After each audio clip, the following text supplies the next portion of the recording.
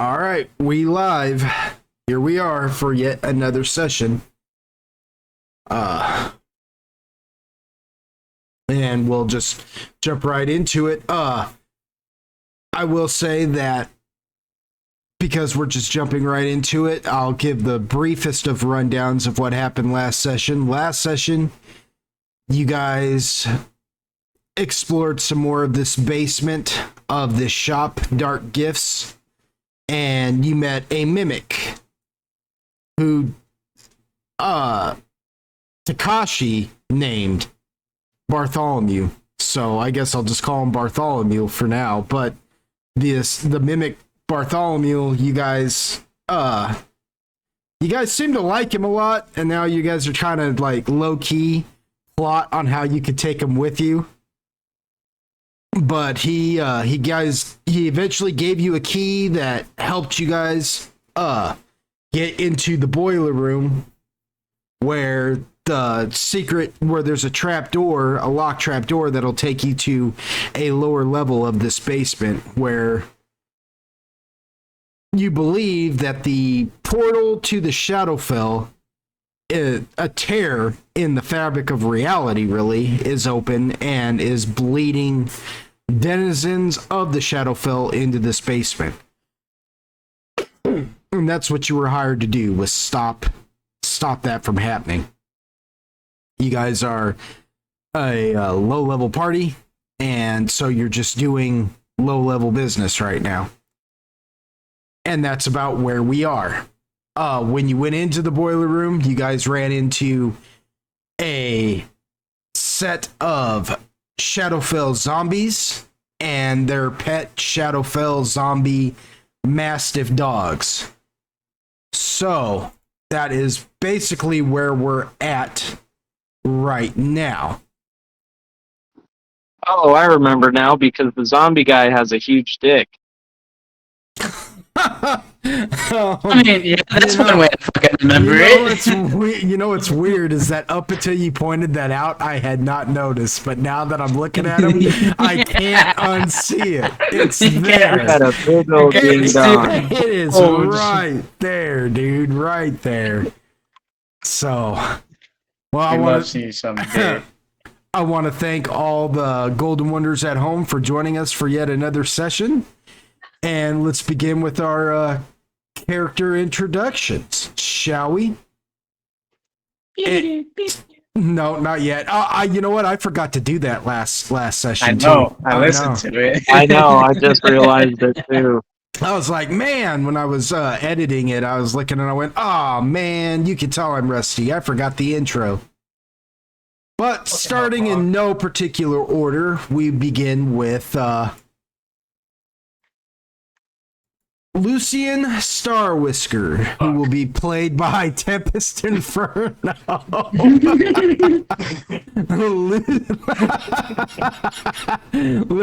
Which lets you know he does not have his fun fact figured out yet. I've got some, but I'm like, hang on, I need to spin something to figure out which one I'm actually going to go with. I'll use all of them at once. Three. Lucian is a 6 foot with change tall tabaxi, which is like a cat, which is like cat folk warlock. And again, he will be being played by Tempest Inferno.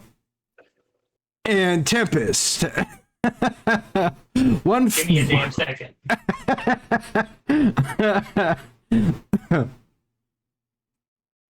As you all can see, he does not have a fun fact about Lucian. Oh, I told you, I had a couple.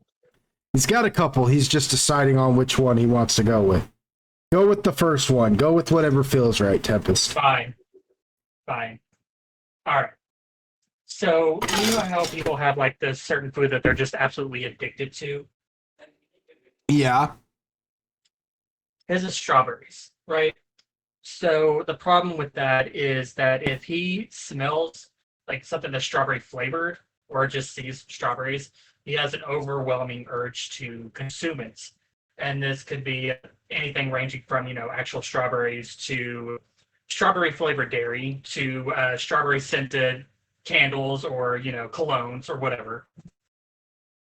Oh my gosh. So strawberries are like his catnip? Yes. Are. If you happen to spray strawberry cologne on yourself, I can't promise that Lucian won't be licking you. Whoa. Take that how you will.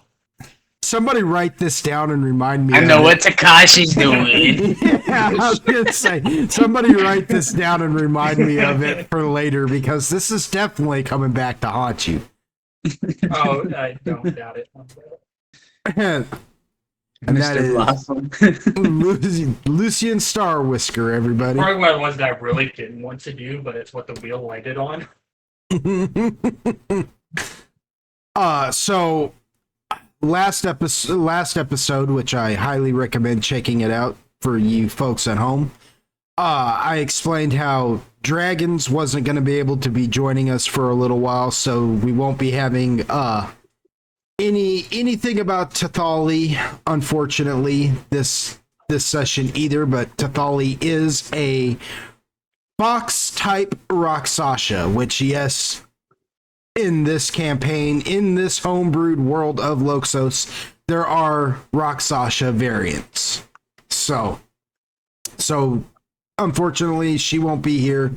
And Mindoc, our player Mindoc, who normally plays the twins, he seems to be running behind tonight, and I don't know if he'll be showing up tonight either. But the twins are Itarion and Sir Solixel, brother and sister team that he's been playing, and they won't be here either. They're a pair of high elves, and so we hope he can make it. But if he doesn't, I completely understand. He is fired.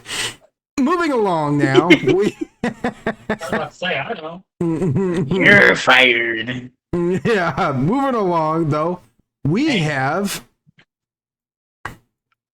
Takashi Ryu, a South Island orc. And if you're wondering why I call him a South Island orc, it's because South Island orcs are not like your typical orc.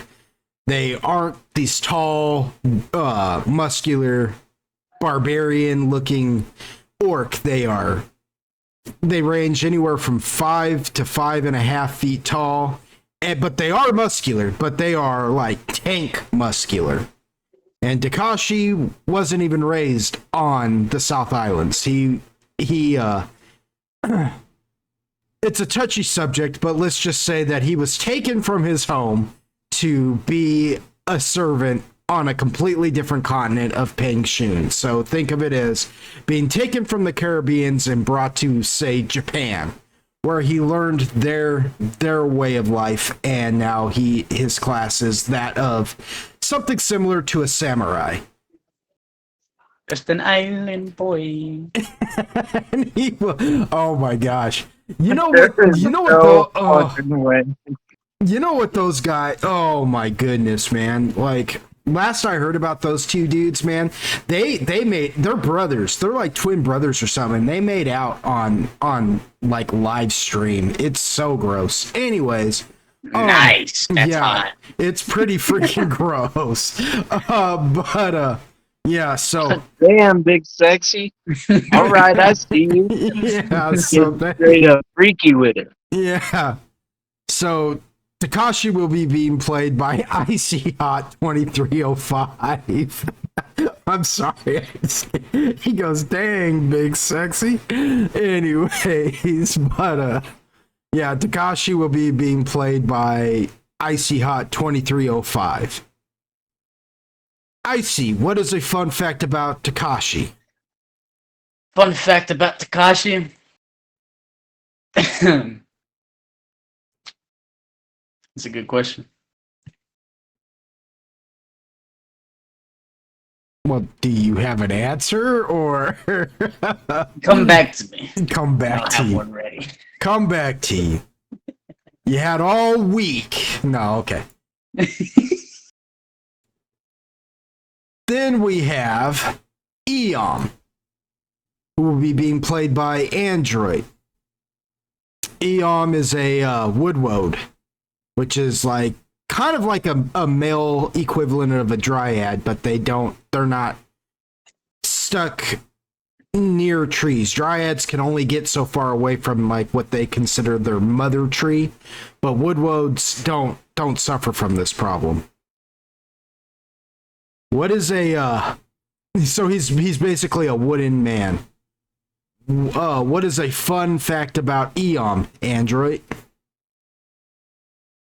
Okay, so playing off of last week's fact about Eon, he'll sit there and describe himself as a tree, and it's always like the most elegant tree. He's got a different tree every time. Um, these facts about trees, you'll notice that when he's talking about himself, he's just listing off facts about trees.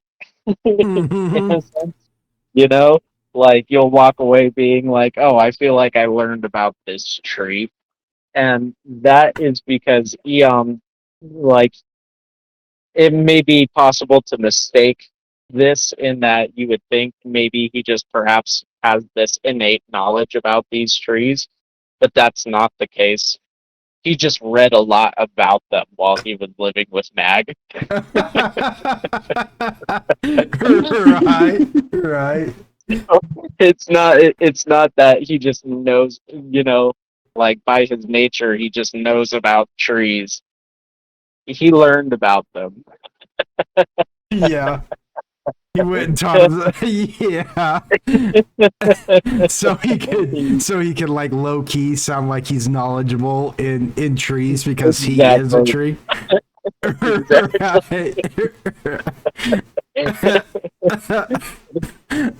he would never openly admit that. He would just have you think he knows this about trees because he is a tree, right? Right. Right. Good grief. He's like, I'm a tree. I should know about trees, but I know about trees. Oh, Eom. Eom.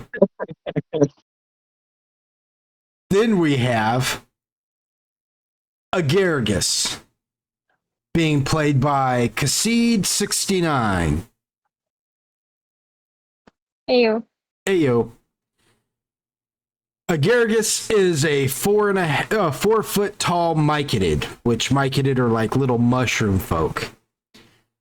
Agargus has also got a little companion by the name of Crow, who is a crow. The funny thing, and this isn't a fun fact about Agargus, this is something that is pretty apparent about Agargus, is the fact that Agargus seems to think that Crow is their pet. When Crow doesn't actually belong to Agargus at all. Crow is actually the familiar of Mindoc, the high elf wizard of the main group.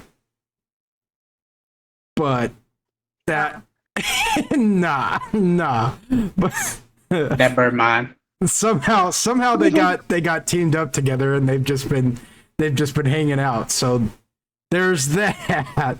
But another fun fact about Garrigus is that myconid are born genderless, and then as they get older, they develop their gender, except for those few who don't. And Agargus is one of those few who never did. So they sit in a sub-race of myconid known as the androgyne. But with all that said about Agargus, who is a Pion Mender, that is their class. That's a homebrewed class. It's basically a support class.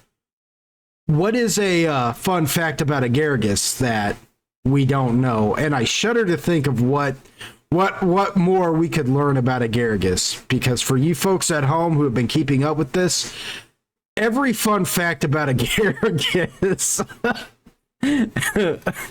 every fun fact about Agargus is just and effectively more disgusting to think about. Yeah. Question mark, like leaves you at a loss for words, question mark. Yes, question mark. So, what is a fun fact about Agargus, Kassid? So, Agaricus doesn't eat mushrooms because it's like cannibalism to him. Right. Right. Okay. So Agaricus naturally doesn't eat mushrooms because they feel like it's cannibalism. That makes sense. Even Agaricus fears the cannibal. Even Agaricus, yeah, even Agaricus understands that some things are just wrong. Cannibalism's one of them. Nice. All right, and that's Agaricus. Yeah, because I seem to remember one of Agaricus's fun facts too is that Agaricus think every time it sees a mushroom, it tries to figure out what family member that mushroom is. So that makes sense. That's all starting to check out a little bit. It's like the Hindus with cows. All right. Takashi, what is your fun fact? Gulp. Gulp. Takashi's fun fact is that he's still getting accustomed to bowing, and every time he's goes to bow, he always thinks about doing the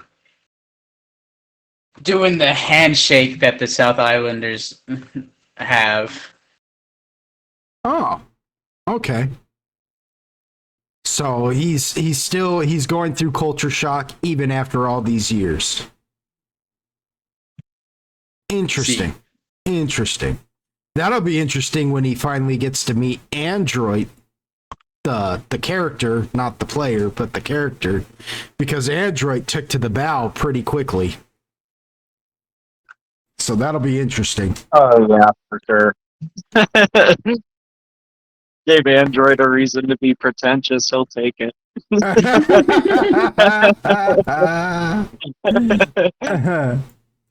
All right, and last but not least, I'm Lord Pogg of Lord Pogg Gaming. I am the DM who have been DMing this wonderful group, who I call Dem Ol School Gamers because we play 3.5 D&D and not 5th edition.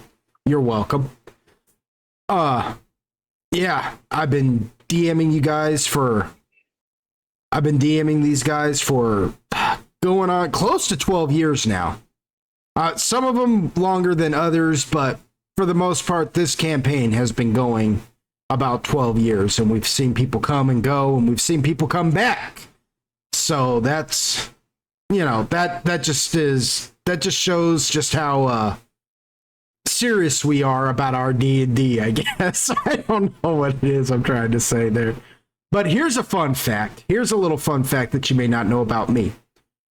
My little fun fact, and because I'm not a player per se, I just give out fun facts about myself, but I did not get to play D&D, Dungeons and Dragons, till I was 14 years old. And the reason for that wasn't the Satanic Panic, even. Wasn't even the Satanic Panic.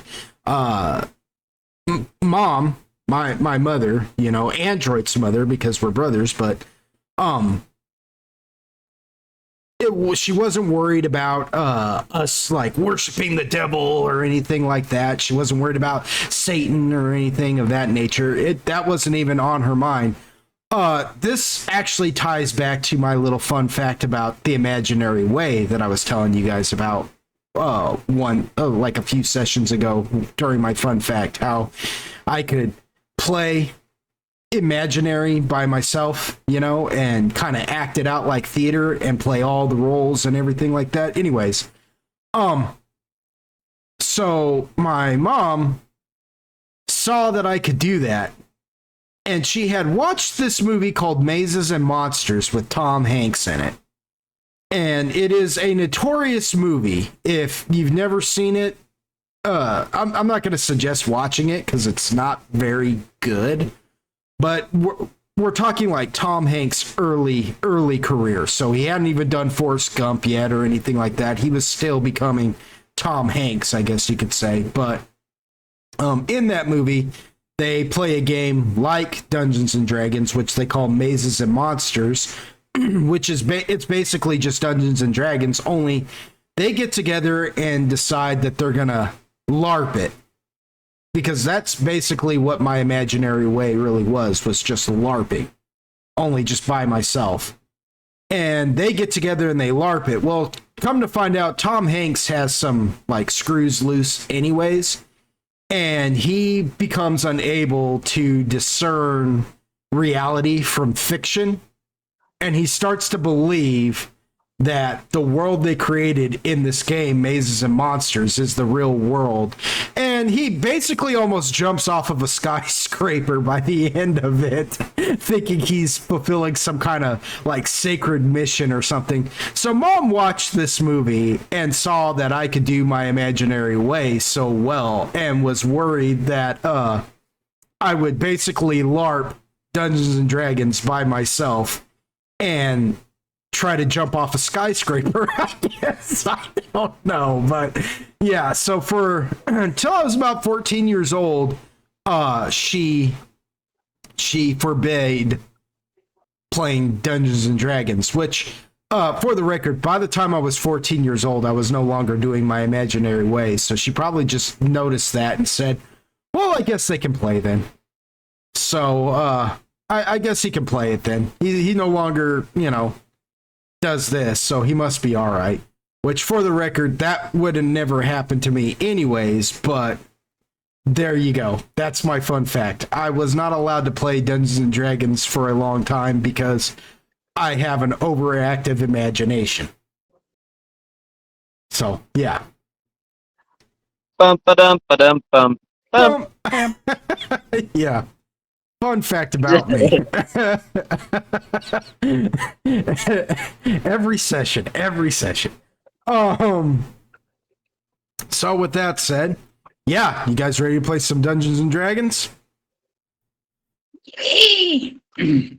Nah. Let's roll, because we didn't do this last session because I was rusty and I completely forgot. But let's roll the intro, shall we?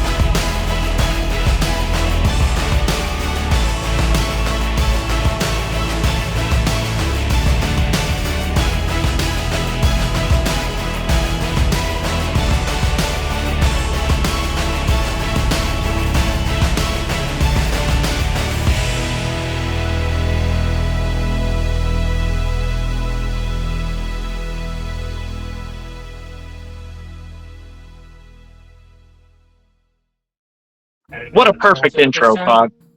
Thank you. Do what, Tempest?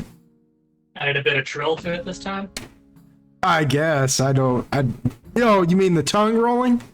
Yeah. Oh, yeah, I guess I did. Yeah, I got fancy this last session. Last session I was... The Latin variant. Yeah. The Latin American variant. El Pasión. Telemundo. Yeah. This one's for you, carnales. Yeah. It's why we do what we do. Anyways, but yeah, so yeah, I don't know. Maybe I just got real hyped about doing it and overdid it this time. I don't know. Don't expect it every session because it probably won't happen again. But I'll remind you. with that said, and now that I've done the brief recap of where we are and why we are and everything, because Itarion and Sir Solixlor are not here, we're just gonna kind of play like they're not here. You know, I'll bring. Fucking dead. Yeah, I'm just going to. Yeah, they just die. Send it back to the mimic. I'm And then gonna follow the kind of. quest. Yeah, I'm gonna kind of. Just don't assume that they're here, and if they can help in some way, shape, or form, I'll just kind of walk in like a DM NPC and do something, you know. But for the most part, no, just don't assume them to be here at all, you know. Which will decrease the party's total initiative. So we are in combat, and you know, I changed up the combat in the way that it works now. But what you guys are looking at again is a well-endowed Shadowfell zombie who I can't unsee it now. And as you know, the Shadowfell zombies aren't like your typical zombies. They've been touched by the realm of the Shadowfell, so they have this like gray tint to their skin. They have. Sure, he's not the one doing the touching. They have even though like it looks like their eyes are rolling into the back of their heads, they seem to have this like acknowledgement. You know, they got these maniacal grins, but they almost look like they're coherent. Even though they're zombies, they're not your typical mindless, you know. They seem to be able to have some kind of recognition, maybe of their past life or something, but you know, they're not completely stupid. Same thing with their pets. Which the fact that they're zombies and they can make pets out of other zombies already shows you a higher level of intellect on these guys. But their pets are these Shadowfell zombie mastiff dogs, which are big dogs. I mean, bull mastiffs are big animals. And again, even the mastiffs seem to have somewhat of a coherence to them. They're not just these zombie dogs who are trying to attack anything and everything. They seem like they're capable of taking commands from their zombie masters. And yeah. So something about the Shadowfell and its undead is it. And you know, if you have a knowledge of the planes, and I'm only going to allow this to anybody who has this knowledge. If you have a knowledge of the planes, I will allow you to roll that before we begin combat. Just for your, you know, lore. You know, just for as a lore dump. But with that said, I need everybody's initiatives right now so we can get the total and see what we're working with.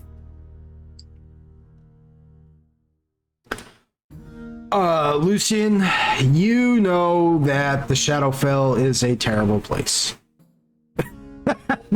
And it must breed terrible things. And that's about all I can give you with a 5. That's about all I can give you with a 5. Again, sorry if you guys can hear my fans. It's really hot today, and I won't be getting my AC looked at until Monday. I managed to get some insurance taken out on this place, and so I'm going to be able to have people like big professionals come out and look at my AC and see what's wrong with it, because I've had the same guy come out here I don't know how many times, and every time he comes out here, it seems like he just breaks something more than actually fix it. So, but this is Nice. this is the guy my landlord wants to go with because he's cheap. But I pretty much got the insurance thing going now, and so we're gonna get it good.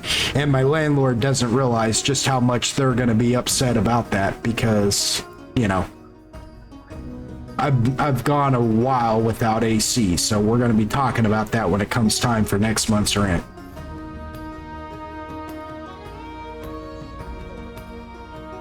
So, what is everybody's initiatives?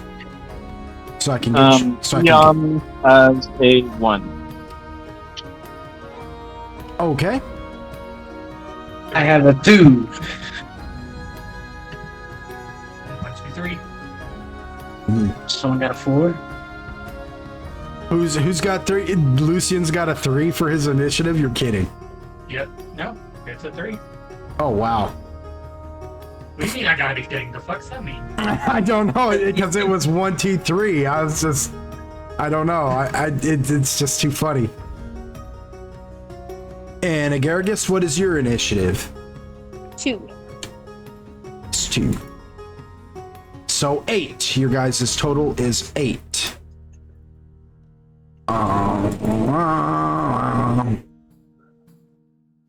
So. Wow. So these guys their total is 4. So half your initiative. So you guys still get to go first. Yeah. So we do this in phases now. Everything that could be considered a move or a move-like action, like a skill or like drinking a potion or doing like a non-attack spell is in phase 1, and then phase 2 we figure out our attacks. So, and there is no particular order we need to go in, so whoever wants to go first, or if you guys, this is the only time I allow like crosstalk in a sense where you guys can kind of ask each other, well, what are you thinking? You know what I mean? However, I do have the timer going. If you remember, I implemented a timer where if you are taking too long to decide what to do, I will. Your mom. Yeah, I will just cancel it out and go with the enemy, and you will miss out on your time. So, I'm gonna go to the front of the line. I think I'm already there. I'm pretty sure I'm at the front, but I'm still gonna stay front, man. Okay, so you're gonna move now. For the record, I do like if one of you does start moving, I do stop the timer, so I don't make the timer run while you're doing your action. You know what I mean? Do we know how the formation of them were actually before? Okay, so here I'll paint the picture for you. You're looking at a square room, like more like a rectangular room. It has got, let's see, 1, 2, off to the. If you were entering this room, I guess it would be. Off to your left, you've got a couple of boilers going on the wall. And then you have, let's see, 1, 2, 3, 4, 5. 5 of these like fan, like almost like AC looking units. They are large though. They're like big square boxes with the two fan blowers going that blow out the tops of them. You got 5 of those in this room, and then you got these 2 larger boilers that are hanging out in this room as well. So, considering where you're standing right now, Takashi, you basically can see all of this. You are looking at. You have directly in front of you one of those. About. Let's see. Probably be about. 5, 10, 15. About 15, 20 feet in front of you, you got one of those large square AC units. So it's not directly in front of you, you know. And then standing next to that, you've got one zombie dog with its zombie trainer, and then you've got a barrel, a series of barrels right next to them that look like they're full of some kind of liquid.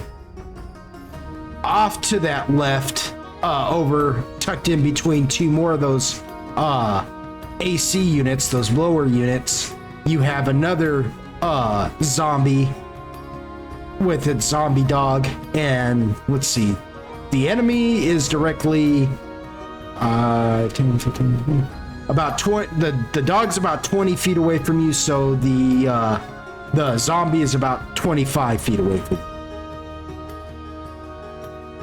Zombies closer to me, is what you said? The zombie dog's closer to you. Okay, This is just a large boiler room full of this kinds of stuff, you know. You've got these large, like I said, you got these two large boilers just in the center of the room. Off to your left against the wall, you have two smaller boilers, and then it's just a bunch of these AC units, about 5 of them. You know, and you could say these AC units, they're not incredibly tall. They probably come up to your chest, so they're going to come up to everybody else's waists, you know, but they're just these large boxes with 2 fans inside of them that blow air out the top of them.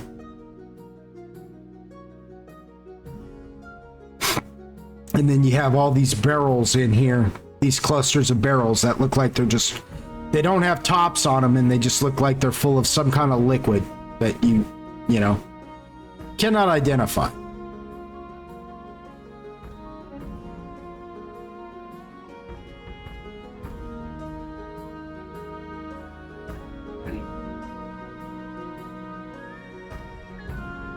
Yeah, and you're up front.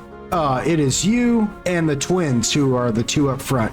Directly behind you is Eom, Lucian, and Agaragis on Lucian's back. Okay. Okay, I'm gonna start the timer again till somebody tells me what they want to do. Eon is going to scooch into the room a couple of paces. He's going to stay behind Takeshi and the twins, but he is going to kind of jam his buckler into the ground and use his shape wood to make it big, you know, so that it's kind of like a barrier. Mm-hmm. In addition to that, this is just like a little tidbit that I was thinking about to kind of balance that. I imagine like he can't necessarily use any more material than what is like there or whatever. So if he makes a small object larger, it just becomes thinner, right? Mm-hmm. But He can stretch it. He can't add to it. He can just stretch it. Right. He Right. can't add material. He just can disperse what's there, you know.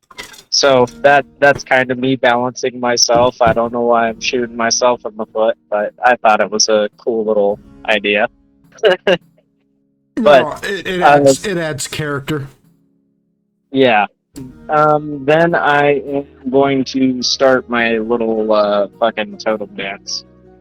Okay. So I'll roll for that. I've got to get a 12 or higher.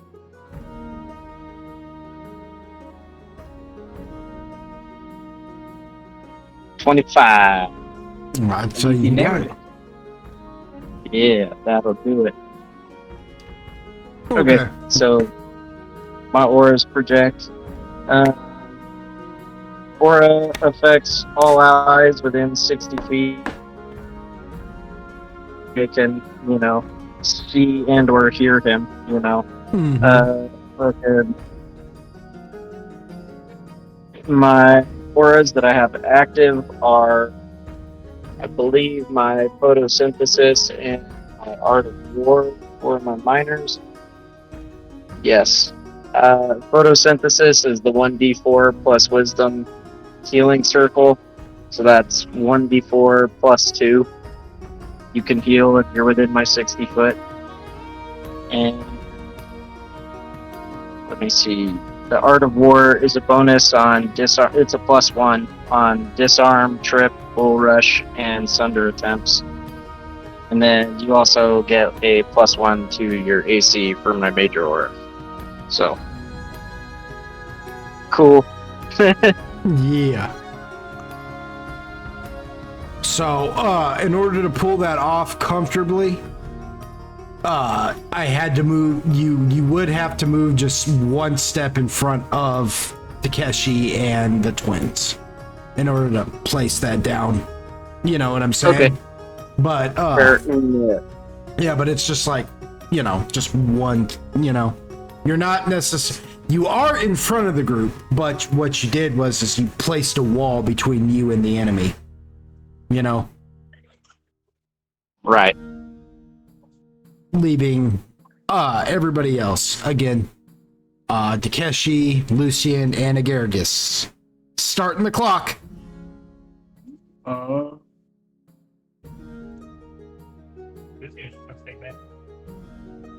Okay. Is there anything he wants to do? Like back there? Is that the dog? Do what at the dog? Oh, hiss at the Hiss. dog? Mm-hmm. Okay. It's going to hiss at the dog. All right. I'm just gonna, take front of room and get ready to fight the zombie. Zombie, you said, zombie's closer, right? The bull. Okay, so you have the closest one to you is a set of one zombie with its zombie dog. Yeah. Okay. Yeah, I'll get ready to take that on, I guess. Okay, if you're wanting to move forward to do that, you will have to get in front of Eom's wall. So that. He put the wall up. Yeah, I mean it's not that big of a It would deal. be You pretty can. easy. It would be pretty easy to vault over if you weren't so short. You can make it if you need to. It won't take all your movement to do it. Take you 5, 10, 15, 20, 25 steps to do it. Or 25 feet. I'll just ready in action, just wait for one of them to vault the wall, I guess, and get ready to take them that way. Okay. Do you want to get next to Eom behind the wall? Yeah, I'll just be behind the wall. I won't get beside Eon. Eon doesn't like the orc. Okay, so you'll be directly behind Eom. Okay. Yeah. Okay. Eom, how far did you stretch that wall, by the way? Just out of curiosity. I am going to say that it's just kind of like one of those 5-foot squares, you know? Okay. Like, I didn't figure it would be just super massive. Yeah, no. Okay, I got you. All right, it just gives me an idea of like movement for the enemy. Lucian is staying back. Right. What is Agaragis going to do? Who's in the very front? Directly in front of you are the twins. Okay. Is that who's like closest to an enemy? No, the closest one to the enemies right now is Eon. Okay. Put it on Takeshi. Put it on Takeshi and Lucy. Okay. Is Takeshi the next one Yeah, to some? I'd say when the fight starts going down, I'd say Takeshi is probably going to I'd say Takeshi is probably going to be the next target, if you will. He'll probably be because I can't really count on the twins, and in fact, I'm just going to move I'm just going to kind of forget that the twins are there for now. They're gone. The gods are playing games already with your guys' group. You guys watch the twins suddenly like vanish, and you're like, "What the crap?" Yeah, but I yeah. don't feel so good, Mr. Stark. So yeah, that basically means that yeah, the closest one to the enemy is Eom. You got Eom. Takeshi's pretty much directly behind Eom, and then sitting behind Takeshi, only catty corner from him, is Lucian and yourself. Okay, I want to put like my shield on Takeshi. On Takeshi? Yeah. All right.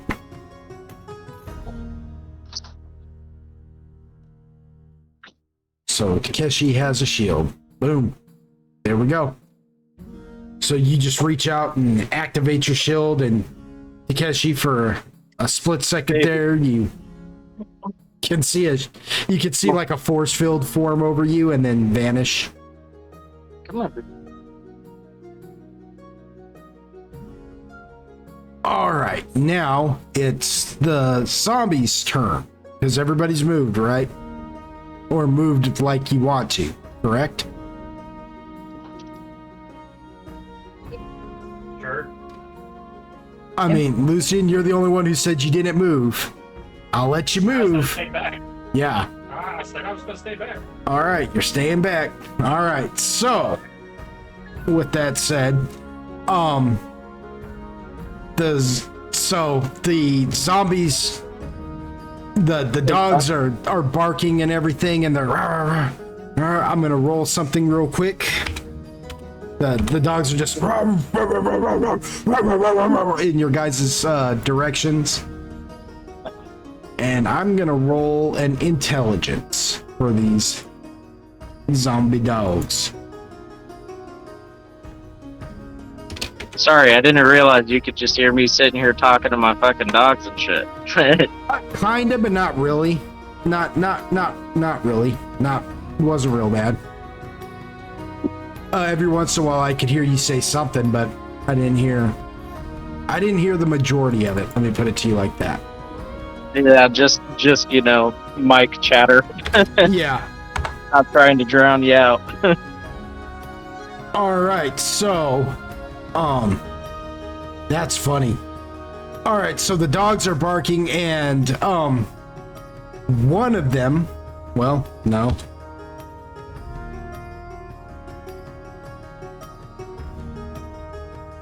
Oh yeah, both of them, have enough wits about them to that they kind of draw upon their memory of life, as I call it, and they recognize you, Lucian, for what you are. While you're hissing at them and everything. So the zombies release the dogs, and first one goes 5, 10, 15, 20. What is their movement? Oh yeah. 25. So one of them gets to you, Lucian, and is going to engage you. Just instantly, just. The other one goes 5, 10, 15, 20, and goes around the wall, and because the one mastiff is in its way, it can't get to you, Lucian, so it's just going to turn and attack the first thing it sees. And Eom, with you, since you're made out of wood, it thinks, oh, a stick, and starts trying to maul you. The zombies themselves, the zombies themselves go 5, 10, come stepping forward, but not to engage in battle. 5, 10. Let's see, what do they got here? Oh.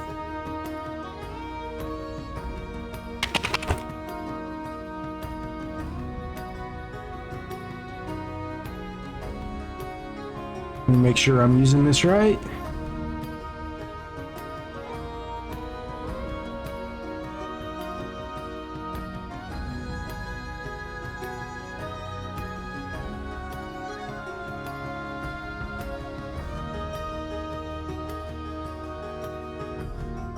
Okay.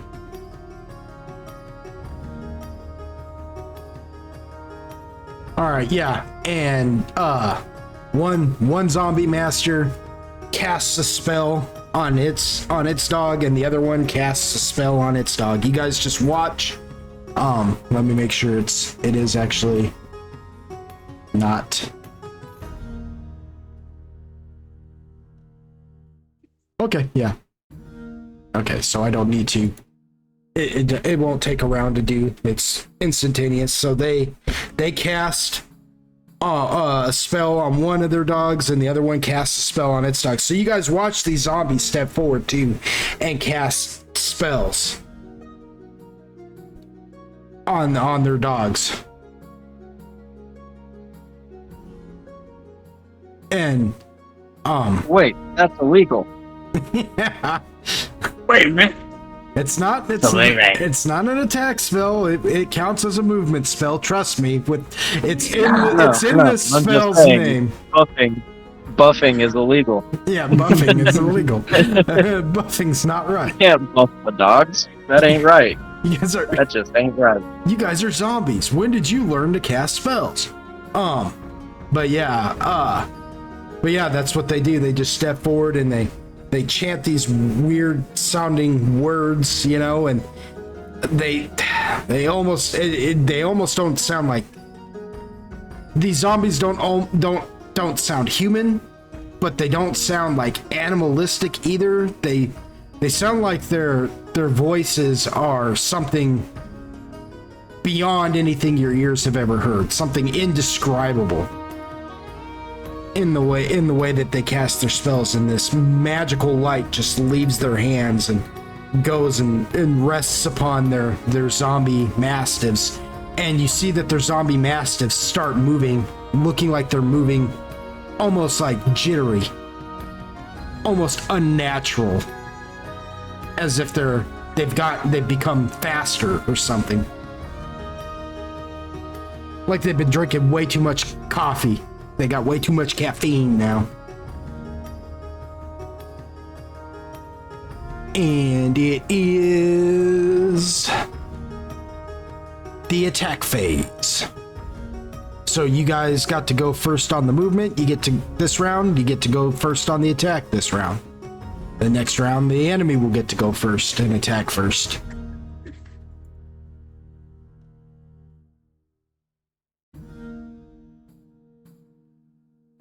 So who's doing what? Who's doing what? I attacked the dog. All right. Which one are you attacking? Because where you are right now, Takashi, you can see both of the dogs. You've got the one that's attacking Lucian, which is directly next to you, or you got the one that's attacking Eon, which is catty corner from you. On your left. They're both on your left.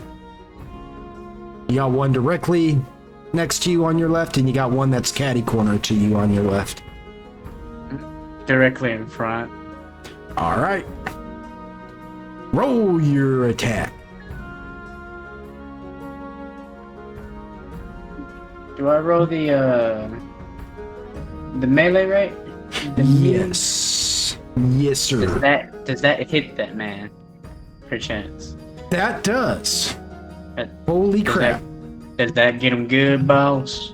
I don't know. Roll your damage and find out. Let's see. Equipment. A hit is a hit is a hit. Yeah, I know, right? Like, damage roll. Or do I do full attack? Which one was it? it's your damage. You're just gonna roll damage. What are you looking at? Your weapons? Yeah, my katana right now.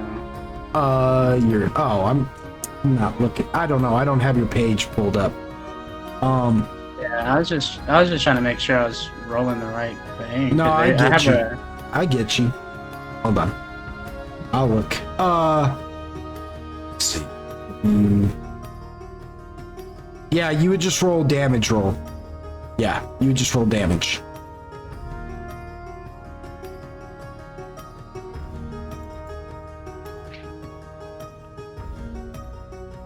Si, senor.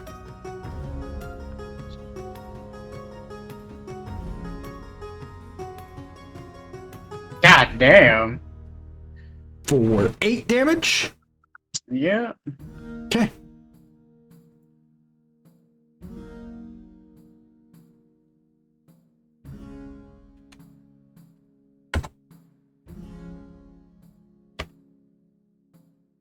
All right, that's not bad.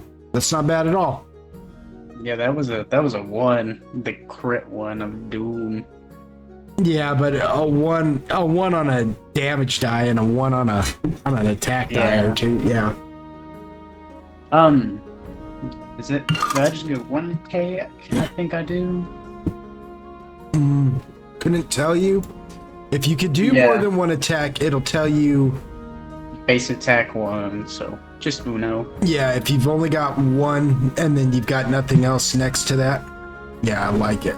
You know, if you look at if you go right above your melee there on your character sheet, you'll see where it says base attack, and it'll give you like other numbers next to the first number. If you got other numbers next to that number, it means you get multiple attacks. But Not for me, senor. yeah, I was gonna say, but at level 3, I don't think you would. Damn it, I was wishing I could chunk them good. Well, you sure did, because like you just turn and you attack the one that's attacking Lucian just instinctively, and you carve out like this nasty little chunk of like dead meat and skin and fur. Just you carve him like a turkey. He doesn't die, but you know, like He hurt. like a Christmas ham. Yeah, just this nasty little chunk of, you know, and when the meat falls and hits the ground with like a wet slap, it's got maggots crawling all through it and what looks like boils and you know, hemorrhoid It's boss Yummy, game. yummy. just on this meat, on its dead meat. Have you ever seen what a hemorrhoid looks like? I've seen one. Yeah. They're gross. Yeah, they just look like these little blisters, almost like cold sores, just in your, you know. And that's what it looks like. It just looks like little blisters on its meat. You know, it's definitely, it indicates that this did not come off of a living being. That this is not live flesh, if you will. Who's next? Who's attacking next? I'm going to turn on the counter. Here's a quick question for you. Yes. You said that the dog was attacking Eon. Did he like He successfully do that, or was he moving? He- moving to position himself. he moved. Yeah, he's positioned himself to attack Eon. He has not attacked Eon yet. That was just the move phase. I rolled for their recognition of life is what I did. You know what I mean? So the Shadowfell, minor Shadowfell undead basically have a mechanic that I've added to them that, you know, certain things. You know what I'm saying? So, Right.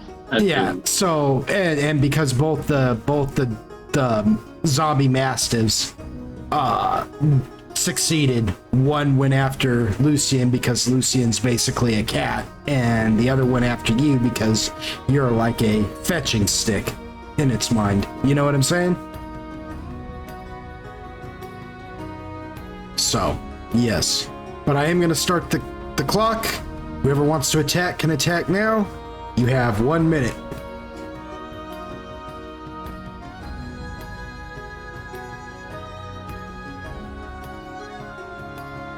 For the record, I can't effectively attack and dance at the same time without like you know, having to roll like a Oh, I know that. performance or concentration. I'm letting my team know that. Thank you. So,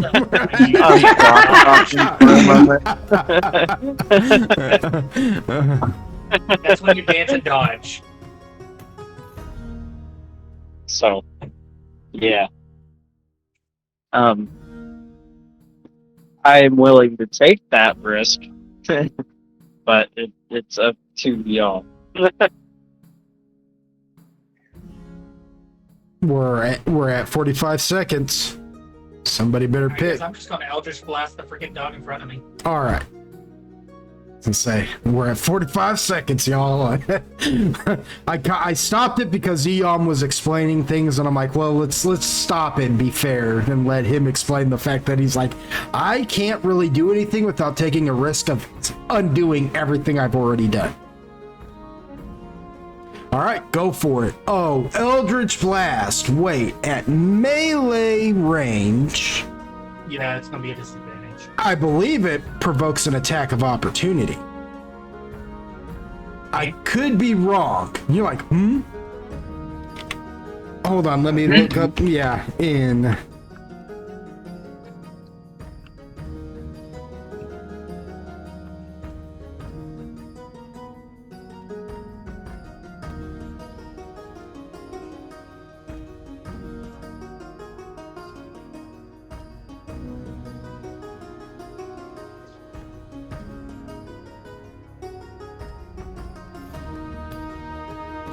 Let's see here.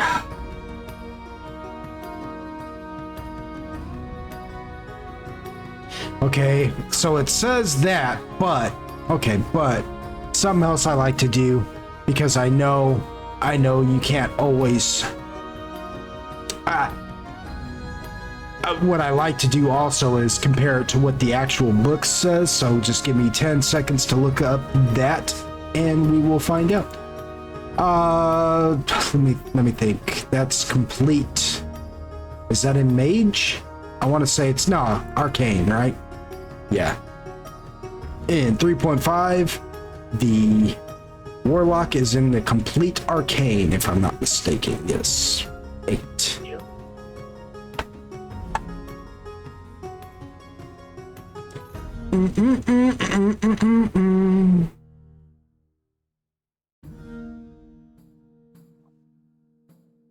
Okay, yeah.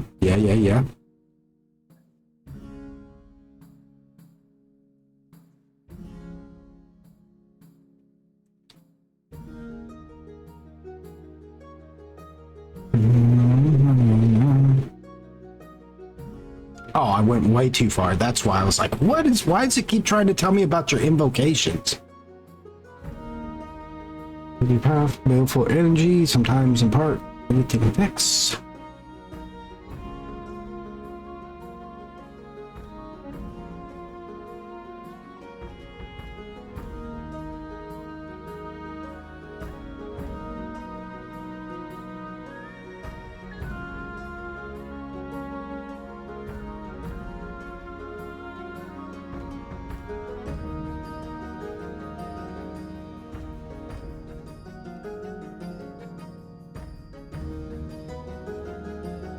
Okay, so it is a spell-like ability. Yeah, so it does provoke an attack of opportunity. So you go to do that, it's gonna snap at you first.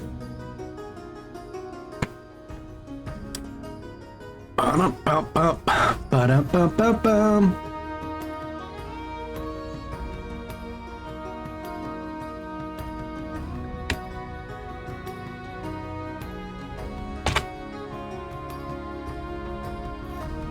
What is your AC there, my dude? 16. All right, he missed with the 10. So he like snaps at you, like you go to call up an Eldritch Blast and it tries to like jump out and bite your hand, but you move it back, you know, and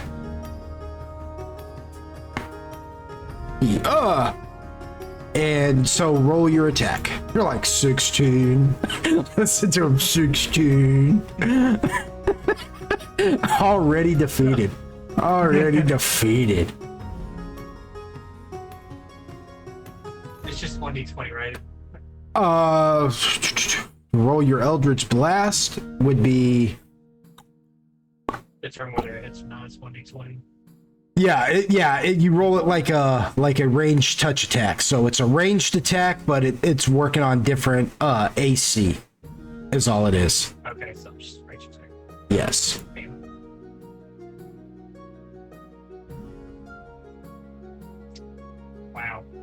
Ooh, no, that misses. Yeah, no shit. So, like, the I should way have told you that. the way I'm looking at it is him trying to bite you, spooked you a little bit, and you're just like, ah, and you blast at the ground, but it just scurries just in time up out of the way. And you just leave this crater in the ground right next to it. And it's just looking at you now, just even more pissed off. I killed this fucking cow. Yes, yes.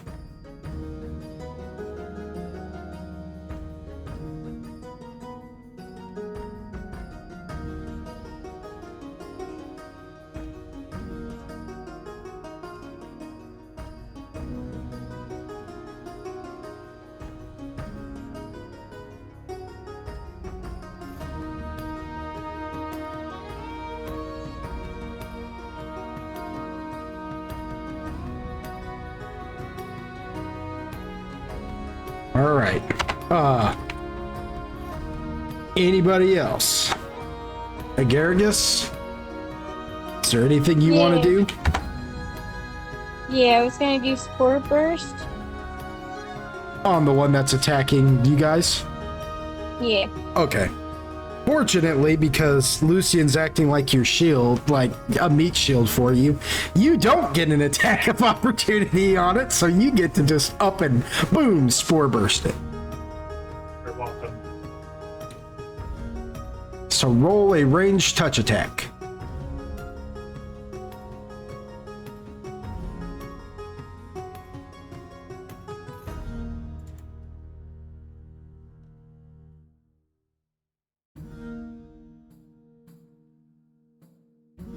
For 7, that also is a miss. Wow. All the good rolls happened last session. Yeah, so Lucian, like, moving you around and jostling around, you try to, like, sneeze on this thing, and it scurries to the other side and just lets your wet freaking spore burst just splat on the ground. Just, it doesn't hit with the same effect that Lucian's does. It's more wet and like a nasty loogie, just slapping the... just... Yeah. Well, yeah, because you described it like a sneeze, right? Yeah, Yeah. so it would be wet more than like force. It'd be more it'd be more liquid. Yeah, so it just slaps the ground, and the freaking mastiff stops for a minute and kind of sniffs it and licks it, and then just cringes and starts barking at you guys even more. Is that it? Is that everybody's turns? Eom, you're not gonna risk breaking the dance? Nah. All right. Not at this time. All right. Well, then, the mastiffs are going to attack. The zombies are going to do what? Let's see. What do they got?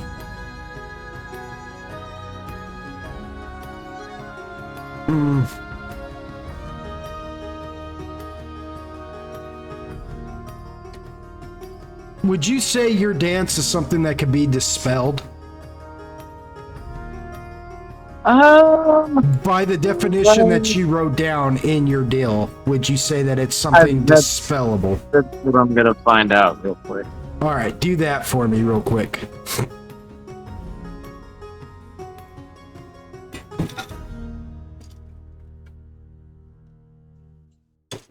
That's cool.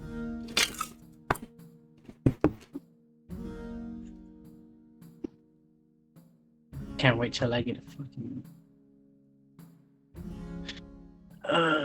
what level do I get that at, actually? Look at that.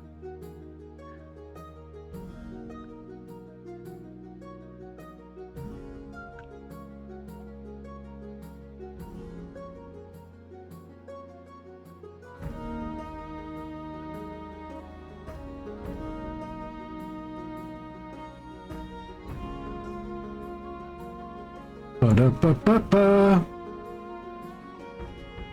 I'm loving it.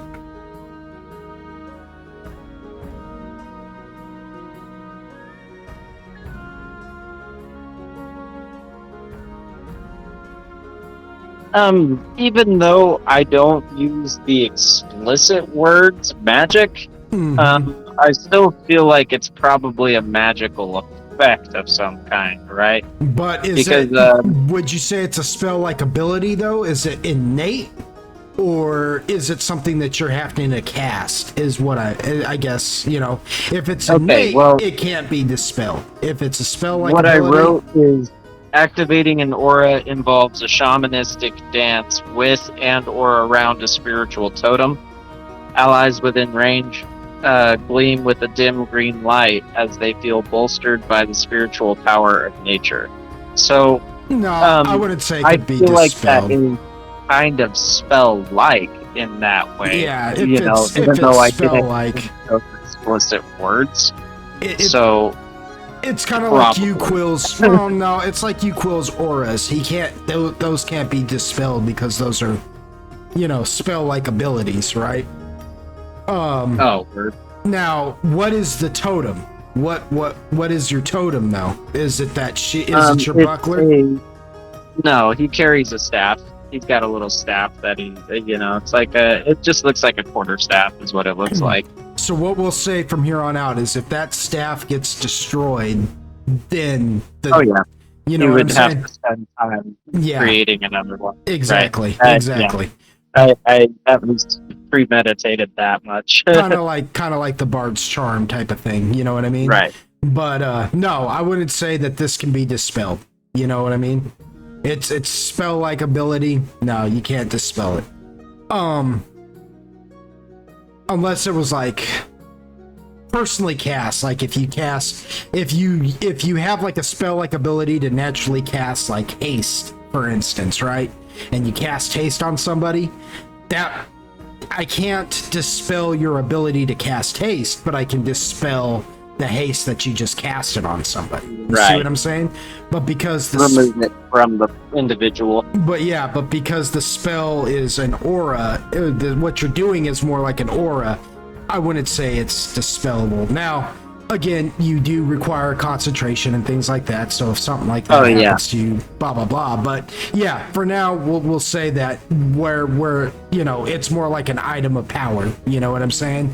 And so Right. if the staff gets destroyed, you know. With that said, I'm gonna destroy your staff right now. No, but no, because I'm just kind of so. Well then, I guess this. Okay, so the zombie closest to you, closest to your wall, right?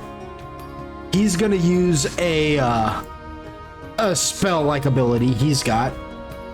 And he's gonna cast Cone of Cold. Let me see here.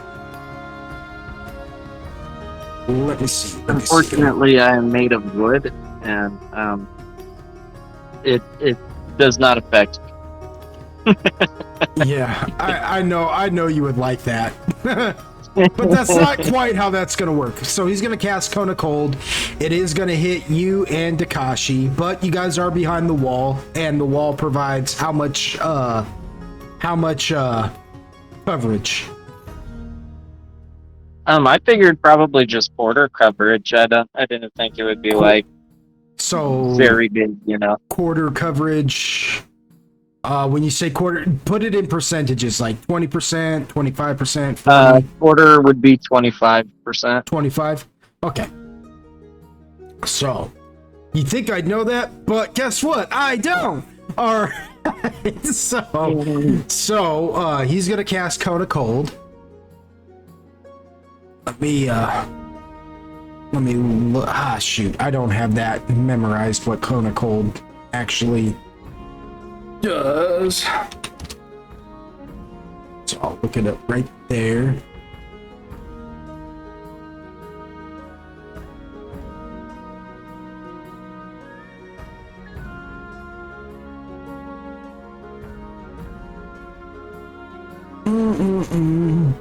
And I'll pop it open in the book too. Let's see. Is it 92? Yes. Pretty close. Oh, come on.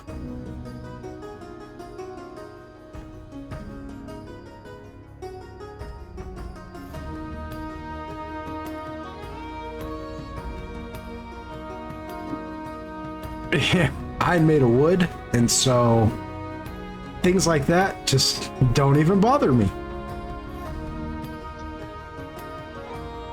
Yeah, I don't take elemental damage. I'm a special treated wood.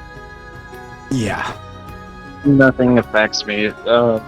Blades glance off of my bark, and hammers fall to dust when crashed against me.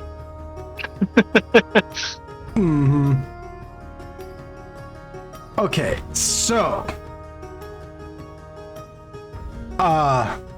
everybody roll or Takashi and Eom roll me reflex saves. I have a question. You said that's a spell, correct? Correct. Now let me throw this your way real quick. Uh-huh. I have to go find it real quick. I love these. So, what if I? What if? What if? Here we go with this BS right quick. Here we go with icy hot BS. Does my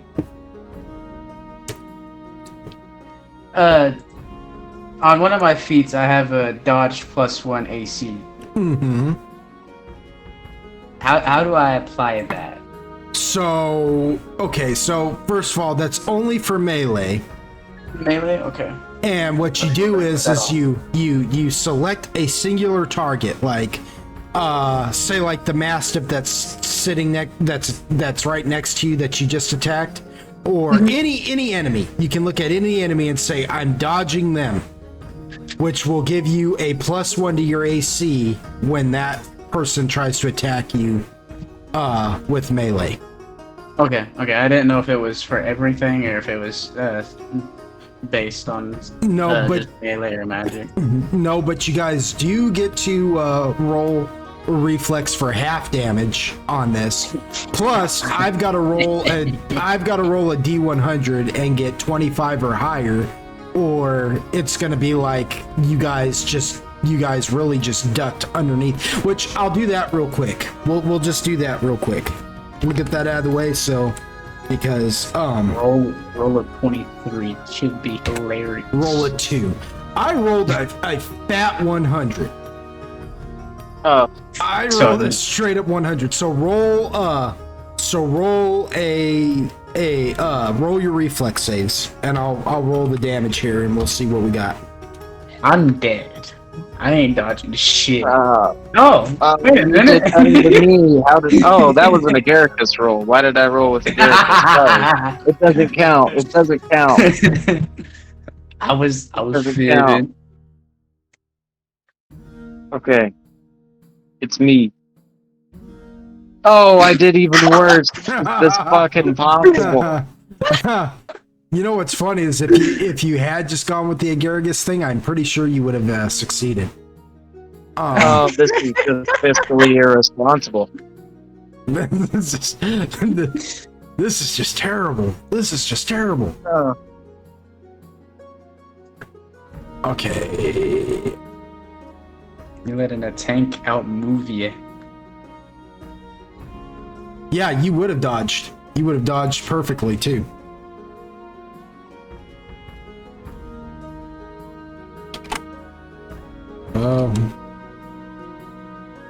My bad. Okay. So, Eom, you take 7 points of damage. And, Takashi, you take 3. Yippee! Ooh, does that mean round changed? Or new round? No, I've still got I've still got 3 other enemies that are attacking you. No. Yeah, I do. You said 7 points of damage? 7 points of damage, yes. Oh, that is freaking. That's just great. What is your what's your health at? 22? Ah, you alright. You live. That's just great. Out of a max of 29, nah, this is unacceptable. And I am too great of a tree. yeah, considering that the orc just straight up dodged better than you did too, that's gotta be irking you a little bit too. Damaging to my ego. So, Again? Okay. Eon, you should be you're at 22, and you Takashi, you're at 18, right? Yep. The only reason I was asking is because does the region, the 5 points, that happens in battle too, right? The what? My ability to regen 5 points, that happens while I'm fighting too? Or is that only out of... Oh yeah, that happens every round. Okay, I just wanted to make sure. Yeah, every round. What is... Okay, and Lucian, what is your health at, by the way? 23? Okay. And I know what Agaragus's health is at, because Agaragus has filthy amounts of health, actually. Very squishy, but can take a little bit of damage. Okay. So. Wake up.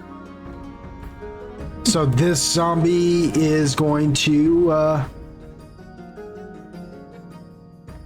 let's see, he can't do that because he'll hit his own guy. We already went through the move phase, so he can't move. So what is he gonna do? He is going to, what is he gonna do? I didn't think about this. Can't, and he can't.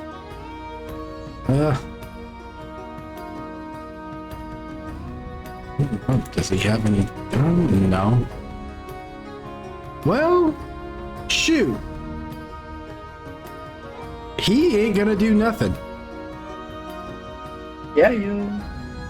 Because I don't have him in position to do anything. He can't move. We already did the move phase. He does a cone of cold. He's gonna wreck his own. And he's got no throwing weapons, so he's just gonna stand there and look extremely pleased with himself. He just crosses his arms and goes, yes, yes. The Mastiff right next to Eom is going to attack Eom. What a bastard. Unfortunately for him, my wood is treated wood, and it is extra hard. Oh my gosh. His teeth are going to fall right out of his head. Well, it just rolled a 1. So. So that's what I was telling you.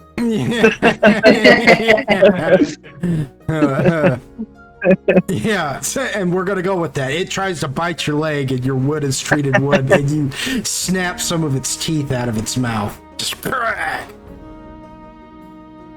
Doing.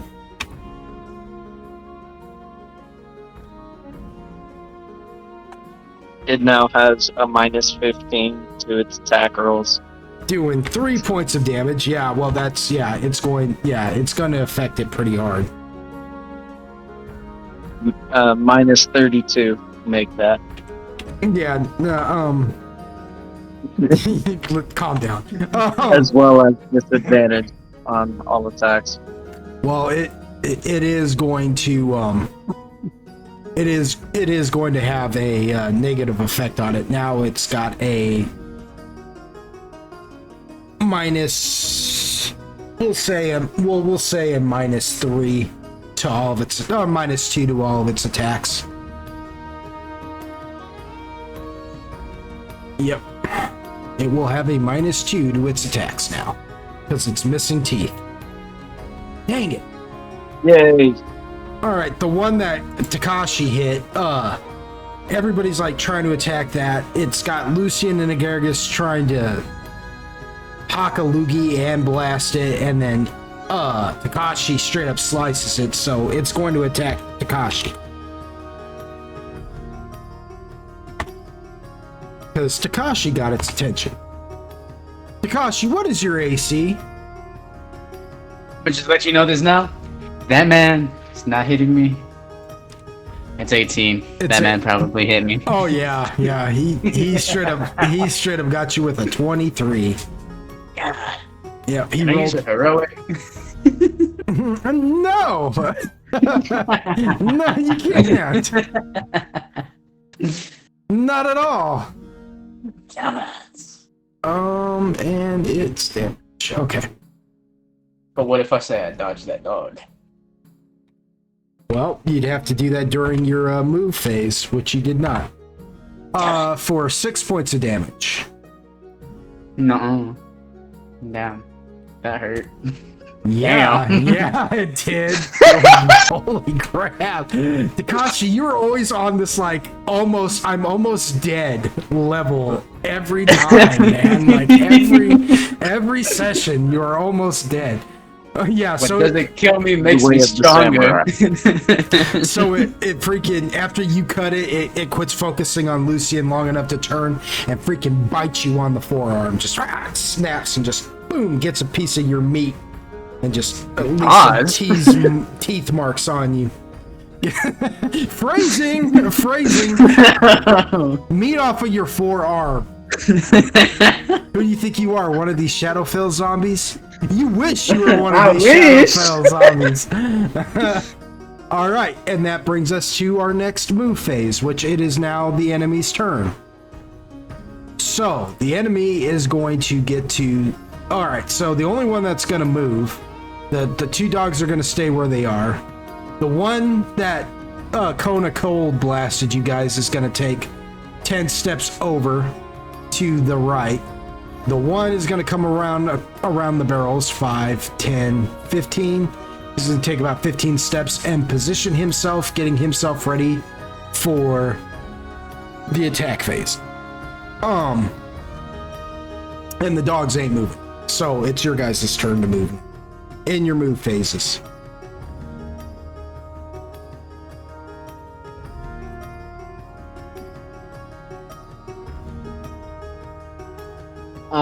I just thought of this real quick.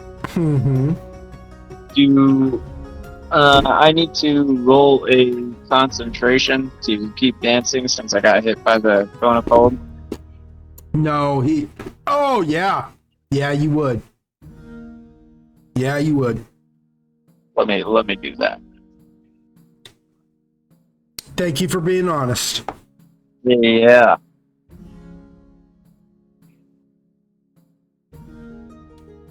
I don't know if that what I did you mean, my perform check is just a 12, so I didn't necessarily write in a DC for the concentration. I just figured it was either, the same as my initial check or at DM's discretion. Ooh.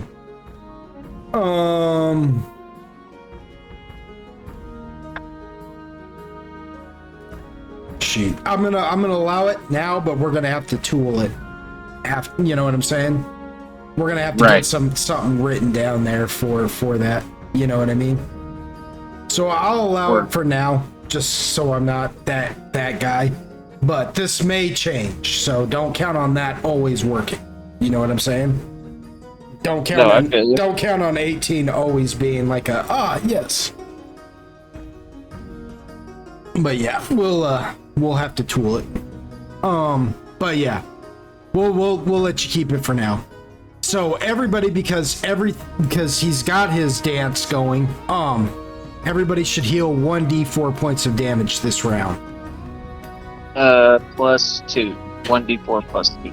1d4 plus 2 points of damage. 1d4 plus what? 2.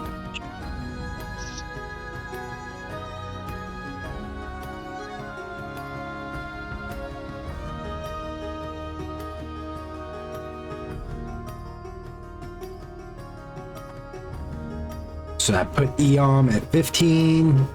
Yeah! Good grief. Yeah! See, this is the perks.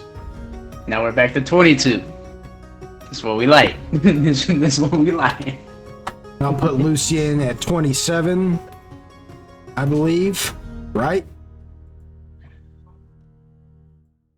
Oh, and then Eom got, yeah. Eom also got, or not Eom, but Takashi got a 5 because he healed.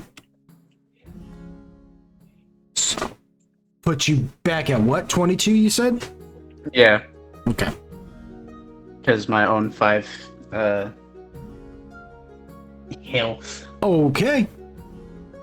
So I get 10. It's pretty nice. Alright, so 22. We're not almost dead anymore. And Android, you got what, 3? Does it heal you too? Oh yeah. Back up to 25 now. 25? Okay.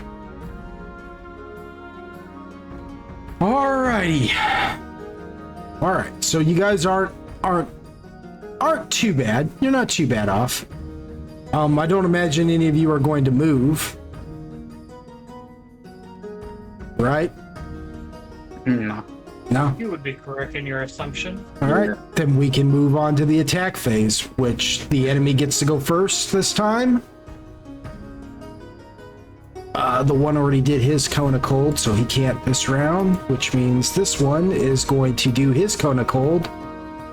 And let's see, I'm going to roll a 25. I'm going to roll a D100 real quick and see if he gets less than 25.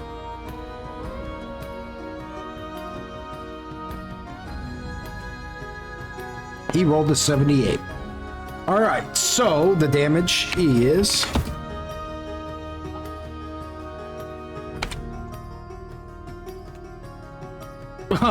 4.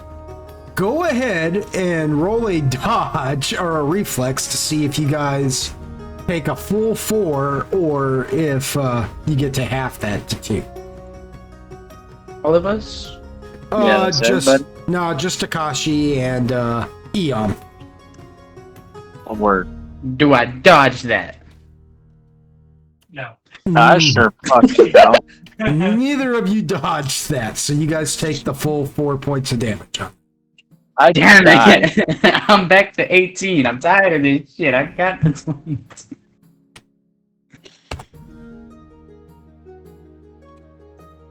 I break my leg.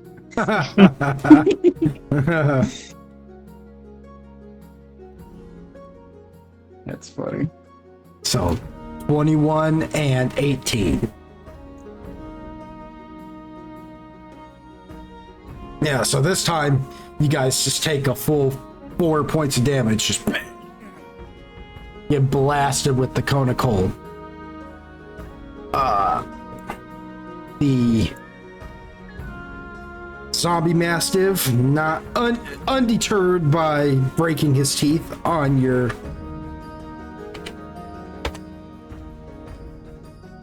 and he's going to be taking a -2. So that would do what to his attack? Okay.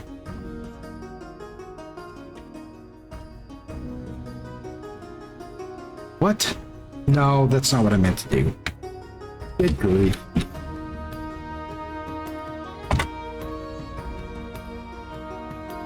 Does an 11 hit? Eom.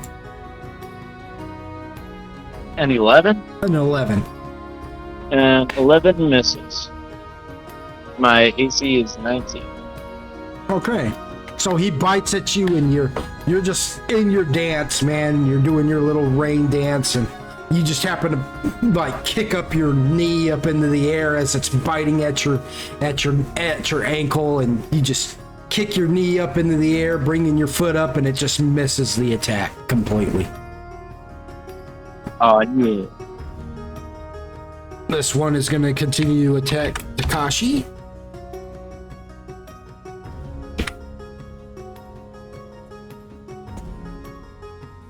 Takashi, does a 23 hit? What? No, it doesn't. Yeah, I think it does, though. I think it does. You might be right. Yeah. He rolls a natural 1. He might. He hits you for 5. Damn it, I'm back at 12. Or. All that you did, and I'm gonna smack this fucking dog in his jaw. That's what I do. yeah. So it reaches out and bites you again, catching you on the arm once more, on that same forearm. He's working that arm, trying to like snap it off, trying to turn it to mush. All right, now it's your guys' turns for your attacks. Who's smacking doing this what? dog in the jaw. I'm not smacking this dog in the jaw. No, you're not. No, you're not. Yeah, so you're tired of getting bit, and out of frustration, you swing wildly, and he bites you again right there on that forearm. For how much more damage are we talking? I don't know yet.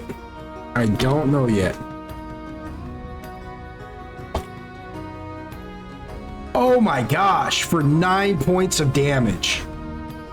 So, we live in life on the edge. Yeah, you are. You're at 4 hit points. No, I'm at 3. Oh, you're at 3? Yeah. Oh. My bad. 3 points. 3 points of damage. Yeah. Oh my gosh. Yeah. So, yeah, you felt that one that time. Your arm is starting to like tremble a little bit, and it feels like any moment now, if that dog bites you one more time right there on the arm like that, it's gonna drag you down. It's gonna find purchase, and he's gonna be able to pull you down to the ground and maul you. Whose turn is it now? I'm gonna try Eldritch Blast that dog again. Can I pet that dog? Can I pet that dog? Can I blast that dog? Can I blast that dog? Can I blast that dog?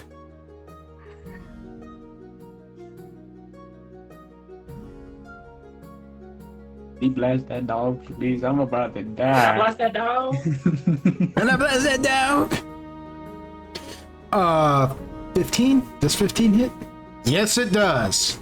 Thank God. Blasted that dog? Can I blast that dog?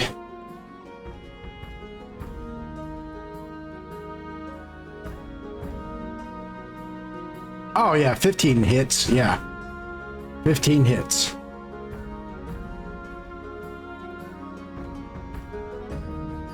So roll your damage. I don't know what your damage is at level 3. It's a 2d6, but I'm trying to figure out if we said that it was supposed to be. I'm supposed to add something to that. If you're doing like an invocation on it, I think, but I don't know. No, it's just regular Eldritch Blast, so okay. I mean, it's a rain. Yeah, no. Well, hold on. I think it's plus your range, like your range modifier. Your dex. I think it'd be plus your dex, if I'm not mistaken. Let me check something here, because I do have something written down somewhere else about that actually, and so Let me know. let me check.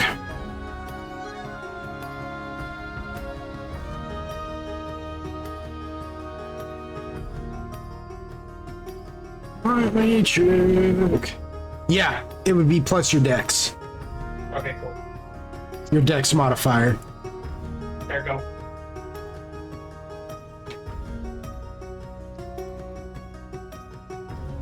For 9 points of damage. All right. It is sitting at a -1. What would you like to do? You wrecked it. What does it look like? It's right next to me, right? Like I don't Yeah. need to move very far to. Okay. No. It didn't get its attack of opportunity, though. It did not get its attack of opportunity. I'm gonna let the kill stand, but I'm gonna see if it hits you real quick. Now that I'm thinking about it. Hold on. Hold on. Because we're gonna find out. No, let it hit. Don't let it hit. Don't No, let I it said hit. let it hit. Oh.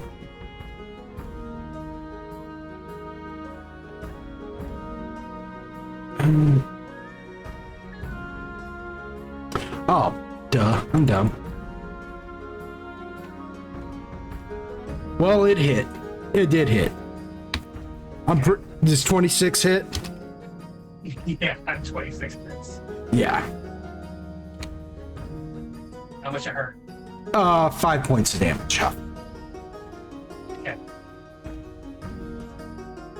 Alright, I'm guessing he takes a bite at me again. Yeah, like okay, so it hits him, and then you go to Eldritch Blast it, and it reaches up and just bites you right on the thigh. It like snaps and almost takes off Takeshi's arm, and then it turns and sees what you're about to do, and it reaches out and bites you right on the thigh. Yeah. Alright, just go ahead and take his hand, pry his mouth off of my thigh, stick my hand over its mouth and start Eldritch blasting it. Oh! So it looks like Akira, man. Like its head, the back of its head bubbles for a second, and then just blah, explodes with Eldritch Blast power just coming out the backside of it. And all the like goo and mush and all like its dead brain matter and like bits of bone that should be solid but have been eaten away from rigor mortis and things like that, and time. You know, it should be solid, but it's eaten away and it's kind of squishy and bendy, almost like cartilage in places. All kinds of like spiders and maggots and flies and things like that come out. I mean, it's, yeah. And it just slumps to the ground dead. It's a good thing you killed it when you did. It's a good thing you killed it when you did, because I'm pretty sure it was taking Takeshi down next round. Yeah, after he does that, Lucy kind of wipes himself off. I hate dogs. Yeah, you're covered in just, ugh.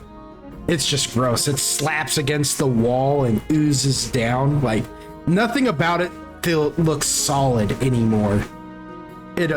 All of it just looks like a nasty, and the smell, it smells like a rotting carcass that's been sitting in like the noonday sun on a summer day. Yeah, all Lucian's thinking about is I'm not looking forward to cleaning myself later. Yeah. Eom, you're not going to attack, correct? You're going to continue the dance, right? Correct. I would have missed the dance. So, that just leaves you, Agargus. And you've got, let's see, you've got one enemy left, the one that's attacking Eom. And they are, well, their distance is 5, 10, about 10 feet away from you.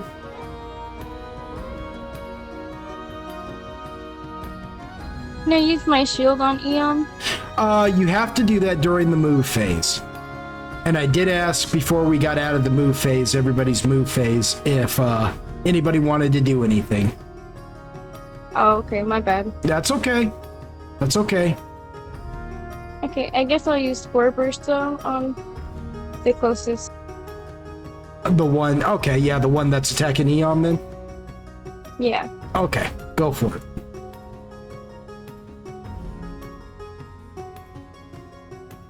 Roll a range touch attack. Ooh, you got him that time. Woo.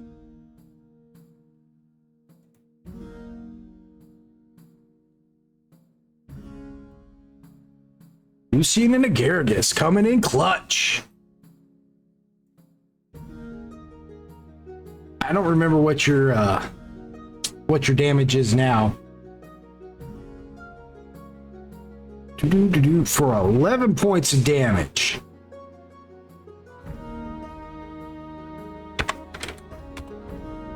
Okay.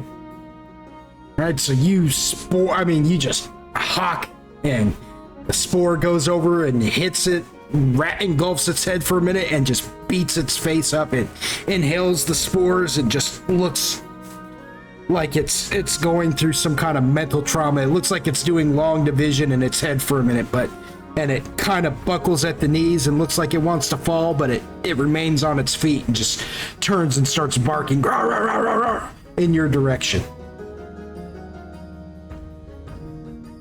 And that's it. That's the attack phase for everybody. Now we are on to the next move phase, and you guys get to move first this time. So, Give me 5 more health points for me, so I'm at 7. I can endure 1 more hit.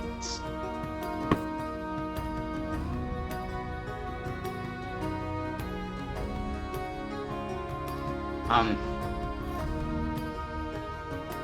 I use my shield on Eon now? yes, you may. Okay. What? And everybody roll a d4 plus 2 and do your health accordingly.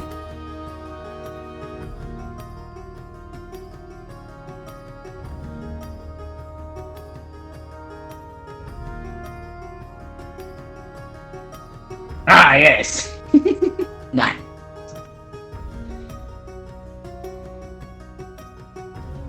Slowly getting back. I can endure another hit safely.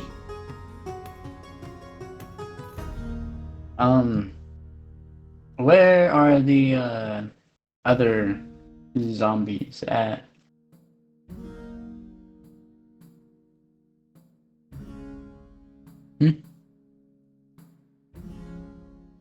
Let's see. Okay, so you still got so blocking you to one side, to your left-hand side, you have, let's see.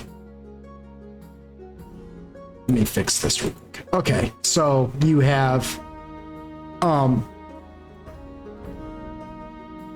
blocking you to one side, you have the zombie dog. To your, I guess it'd be your left-hand side, you have the zombie mastiff. You can go around Eom and then push past his wall, or step over his wall, or climb over his wall, and then let's see, 5 feet in front of that wall, you'll have one of the zombie masters.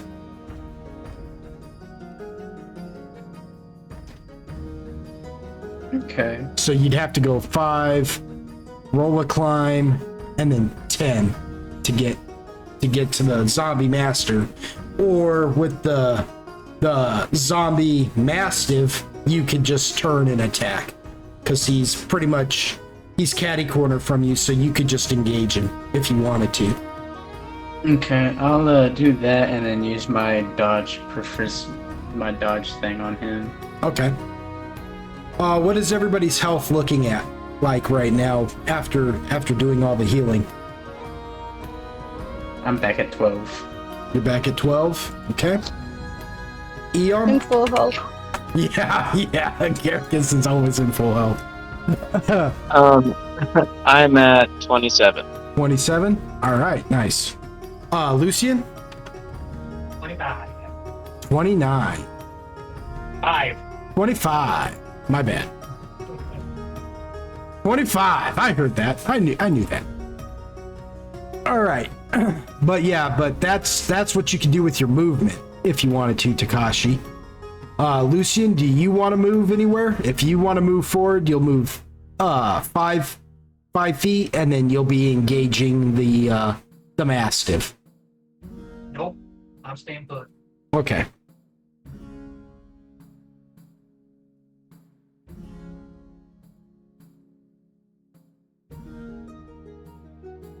Alright, I'll be right back. Okay. Well, wait, before you go, did you want to move, or did you want to just stay where you were to fight the mastiff? Fight the mastiff. Okay. And Eom, you're not going to move. Agargus, you put the shield on Eom, correct? Yeah. All right. That's all I needed to know.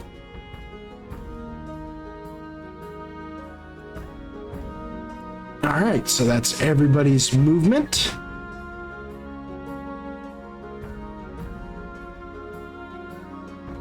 Let's see. That brings us to the enemy's movement. I guess. Oh, well, yeah. But he did turn. And all right, so the one Mastiff that was attacking Eon, because Agaragis attacked it, is now going to turn and charge towards Lucian to attack Lucian and Agaragis. Eon, because he's moving away from you, you can choose to take an attack of opportunity. If you do this, you will have to roll a concentration. That is fine by me. Okay.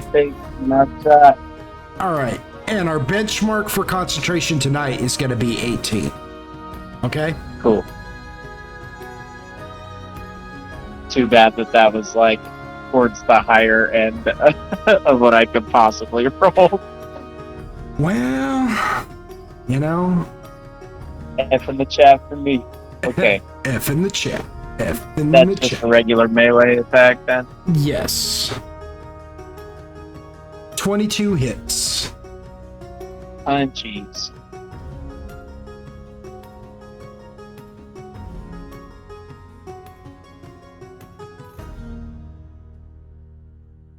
For 8 damage, 8 damage. he is sitting at -6. What's it look like? Oh, yeah. What's it look like? It's a dog, right? Yeah.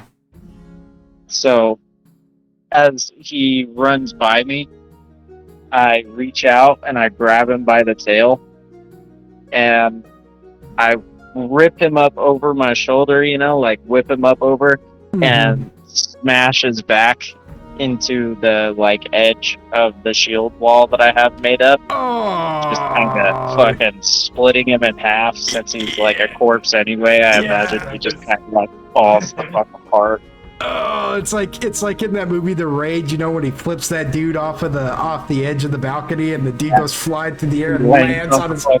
Yeah, that's exactly what you did. You just fireman carried him right onto the edge of that wall, but instead of it snapping because it's already dead, it just freaking rips it in half.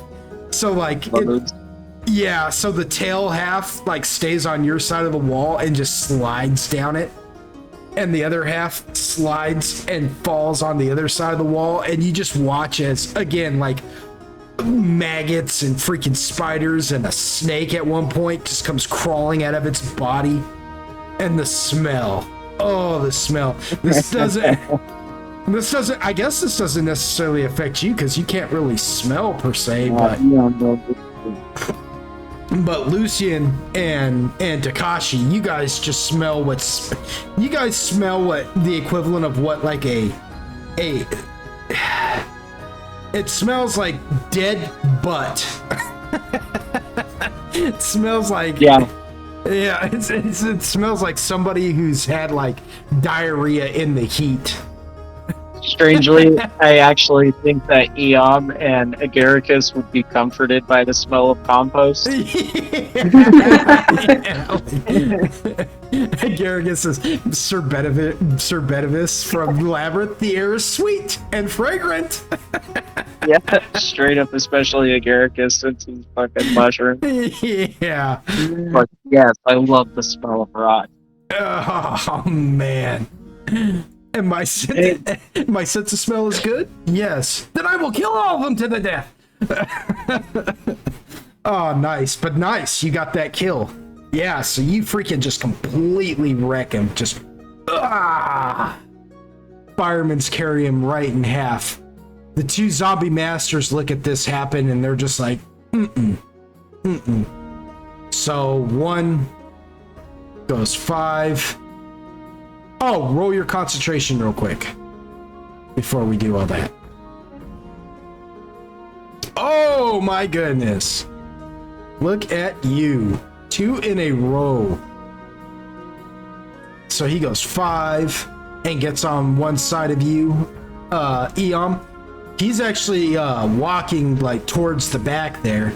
So you can take another attack of opportunity if you want, because he will be within your threat range.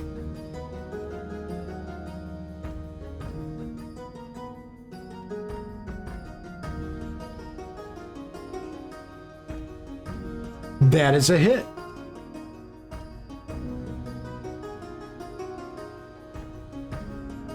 Roll your damage. Whoa, 11. Dang.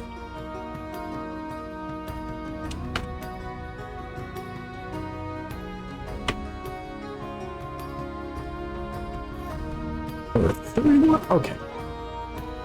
Ah, but you lost your dance that time. No more dance.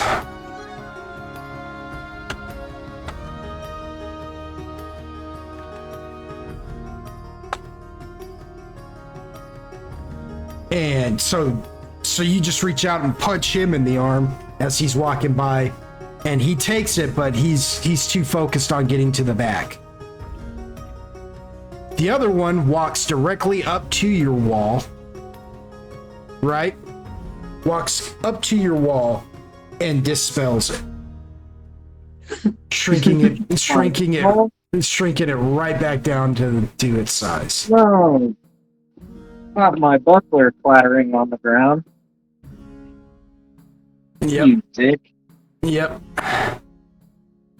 Putting you within his attack range now.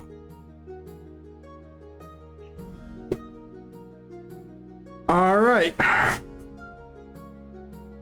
And that's their move phase. We are on to the attack phase.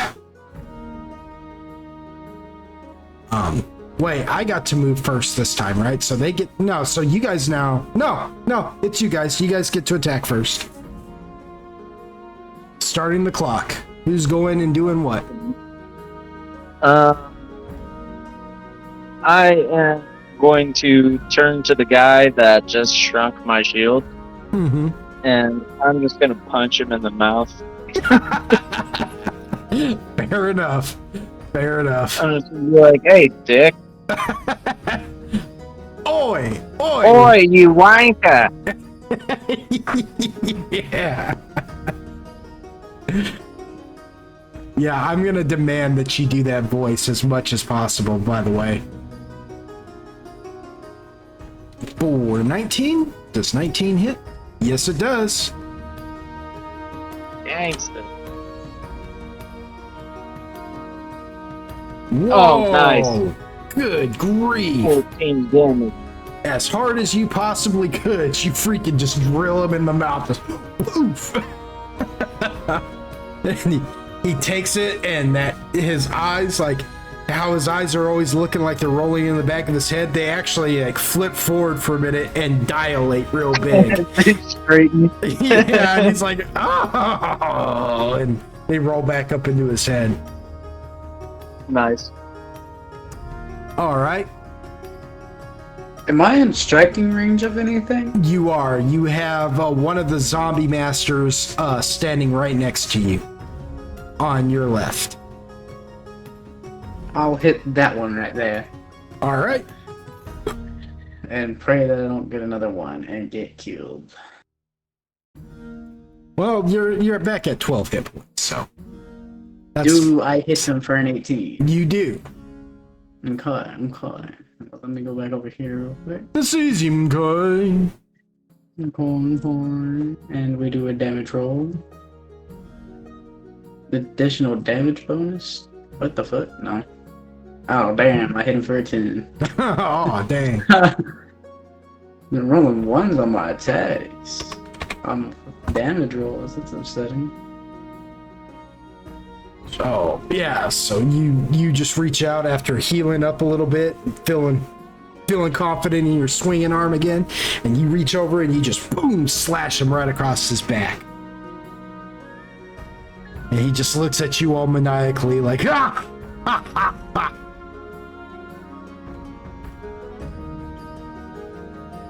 Agargus, Lucian, anything? I'm going to attack the same guy. What is blessed? Okay. He's gonna take his attack of opportunity on you. Fuck you. I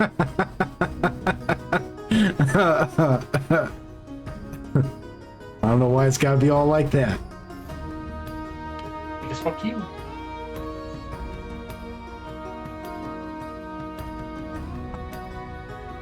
Does 12 hit?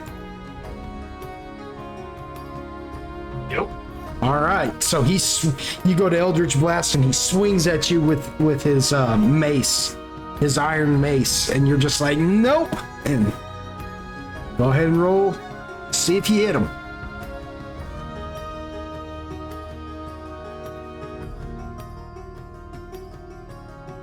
That is a hit.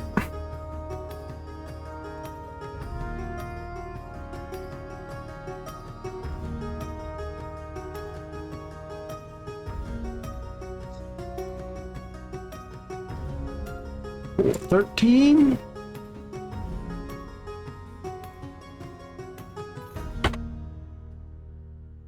All right, so you blast him with your Eldritch Blast. Swings at you, you dodge out of the way, and boom, and then just pop off on him, and he takes that shot to his chest, and he's just like, and some black viscous liquid just starts pouring out of his mouth. As his chest indents, you hear like this weird sound, like a mixture of like bones cracking, but it's wet. Disgusting. Huh? Disgusting. Oh, disgusting. How about you, Agargus? Can I Spore Burst? You sure can. Okay.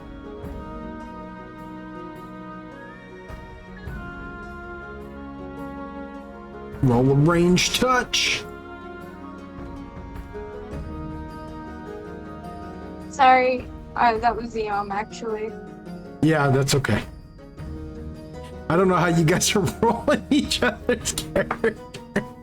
You guys We're you're using the sharing, same- aren't you? You're sharing up. Yeah. Yeah, we're sharing the computer and using two different browsers. It's just like it just goes over our heads sometimes. Yeah.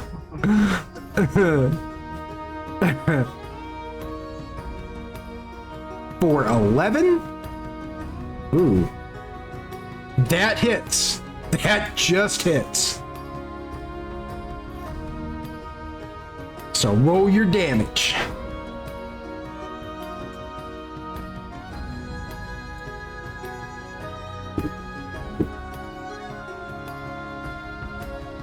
Woo! He is sitting at -6. Agargus, what's it look like? How do you take him out? Can he like inhale it and then like start to choke on it and then start bleeding from his like orifices? Yes, he can. He sure can.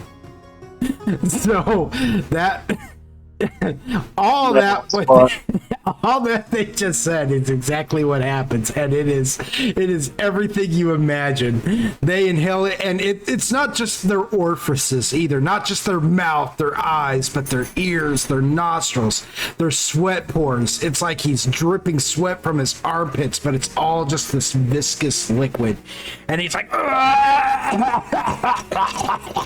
and it actually causes his body to like decompose as his skin like slides off his face, like you know, like skin on a turkey, like a Thanksgiving turkey, the skin on a cooked Thanksgiving turkey, how it just slides off, how it just, you know, with just barely even touching it, it'll just slide off of it. That's what happens as it slides off of what's left of this thing, of this zombie's skeleton. And the skeleton itself looks like it's been eaten away by time and rigor mortis and parasites. And it just slumps to the ground and eventually just is just this pool of rotted carcass. I think that right there is an example of a guy that puts the stool before the toad, if you know what I mean. Yes!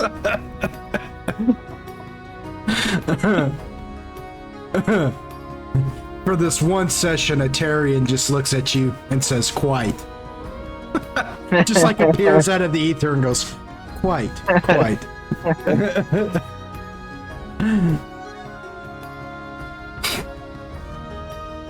All right. Okay, now it's their turn, and I've only got the one. Right? So he is going to. Oh no, he already took his attack. We're to the new move phase, so he gets to move now, and he's not going to because he's engaged in combat. So blah blah blah. You're saying it's a new round? Yeah, it should be. Yes. Yes. No, you guys get to move first. I'm confused. You guys just go. I'm not even sure what happened. You guys just go. I don't really care. Where's the other zombie at? He's directly in front of Eom. How far away is that from me? You could go 5, 10. You could move 10 and be right next to Eom and attack him. He'd be catty cornered to your right. Okay. Or you could go 15 and be directly on his left. Or you'd be on his right, your left. Okay. I'm gonna approach it and then I'm gonna use my dodge thing on it. Okay. And do we Do you no want- more E4 plus 2? That's gone, right? Yeah, that's gone. That's Okay. completely gone. But you get to heal naturally. Yep. Make it 17.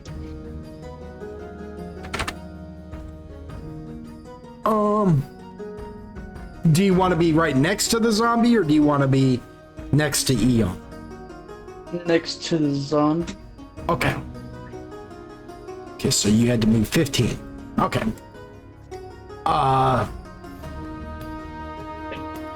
Everybody else, what are you doing? Does Lucian still have a pretty clear view of the final zombie where he is? He does not. Okay, I want to keep distance, but move into terrain where I can clearly see final zombie. Okay, that will put you, let's see. That'll put you 10 feet away. You'll be looking at him catty corner to your right. You'll be basically like looking because it'll be basically between Takashi and Eon because Takashi got on his side, so you'll basically be firing your Eldritch Blast in an opening between the two of them. Okay. So I won't. Without risking hurting them. No, you won't risk hurting them at all. Okay. Can I use my shield on Takashi? You sure may. No, you can't because you already used your shield on Takashi one round. You'll have to use it on Lucian, and then you can wrap back around to Takashi.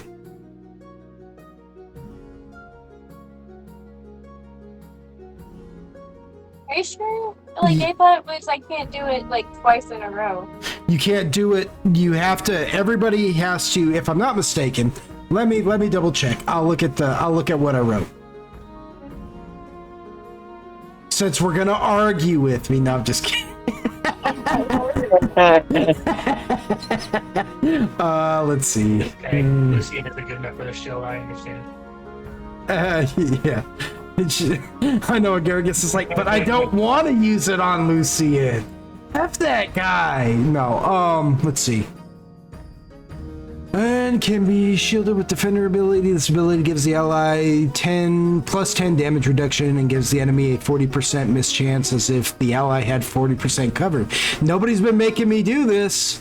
This lasts one round and cannot be used on... Okay, this lasts one round and cannot be used on the same ally consecutively. The user must wait at least 2 rounds after using it to use it on the same ally. So... Rounds, at least 2 rounds. At least 2 rounds. So the next round she would be able to use it on. Takashi again, Yeah, right? yeah, because she used it on Takashi first, then you. So now it's got to go to somebody else. Okay, can I put it on this year? Yeah. Yeah, why not? Why not use it on the guy you're using as a mount? Why not protect your ride? I mean, you know, Yeah. it's just. Insurance. All I got is liability. you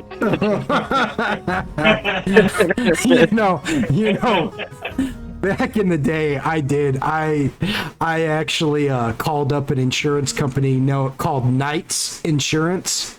Spelt like, you know, a knight in shining armor, Knight. You know, Knight's Insurance. And I called them up and tried to get insurance on my steed. I was like, I'm saving damsels in distress quite frequently, and I, you know, and so that does a lot of wear and tear upon, you know, my trusty steed, and I would like to get insurance on them. And they were like, what? Excuse me? I was like, you know, this is Knight's Insurance, and I am a knight. Yeah. Nice. Yeah, our sister was dying.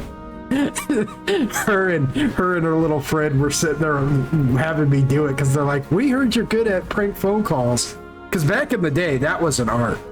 That was an art form. Can't really do it. You can't really do it now, but once upon a time you could. And yeah, I tried to like get insurance on my steed, my armor, my lance. They're like, sir, I don't think you're calling the right place. And I was like, what? Have at thee. Anyways, all right. So here we are. Yeah. So you guys have all moved to where you're moving. He's not going to move, so we're going to go into the attack round, which you guys get to go first.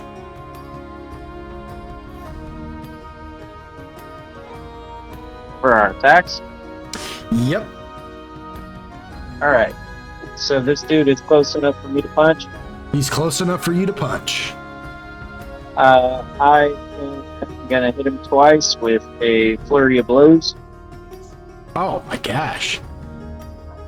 which to my understanding, my level is just a flat d20. Well, you know what?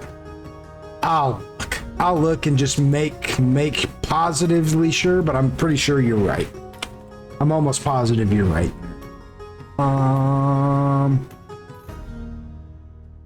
Because we're kind of just going off of like the monks Right. chart for that, right? Correct? I'm pretty sure I just, copied the fucking table from the. Yeah, it is. It is just a flat D20. They get no bonuses to it in the beginning. But if you get Flat it, D20. you'll reckon with 2d6s, if I'm understanding that correctly. Flat d20 number 1. Oh, freaking nice. Oh, Oh, shit. roll that damage. That man did his That's shit. whatever your damage is for him, because I don't know if you're going off the monk's damage for that as well. I am. Okay, so it's 1d6 plus your strength modifier times whatever your critical damage is. I think my crit is just times 2. Times 2. No, it's times 3. Oh my gosh. Minimum strike. Okay, 1d6 plus 3.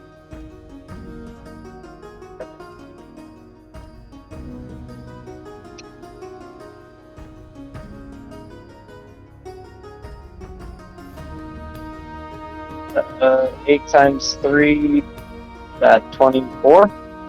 Yep. 24. Good freaking grief. He was dang, and oh man. Okay, so that didn't kill him, but that hurt him because he was still pretty healthy. You know what I mean? And Yeah. that did some damage on him. I mean, because like Eom doesn't like fight like a monk, does he? He's more like a brawler, isn't he? Oh yeah, he's a punchy guy. So you just gave him like a I mean, I could use my staff, but I don't. Yeah, you just gave him like a right hook from hell. You know what I mean? Like you gave him the right hook and then added the elbow. Just, you know what I mean? Like yeah. Like you hear his neck kind of crack and it looks like his head wants to spin around completely, but it doesn't. And he's just like and like the half of his face begins to look kind of like strokey, you know? All right, roll your second attack for your flurry of blows. 13. That is a miss. Dang. So you try to like follow, and I'm gonna pretend like you try to follow up with another like, with like, you know, you got him with like the right cross, and then you try to follow up with the left uppercut, but his neck is sitting like, his head looks like a bobblehead, and his head actually flops back, which saves him. Because you just barely miss his chin, and he grabs his hair and like brings his head back up and just like pushes his head down on his neck, on his shoulders, just and he's like no idea that just almost took him completely out. Ah. A wallop. Yeah, that was a wallop if I ever seen one. Alright, Takashi going for an attack. 11, that is a miss. Yeah. Water. So you like swing at him and he just kind of moves out of the way. He realizes he might be in some trouble now. Like, uh-oh. Everybody else is dead.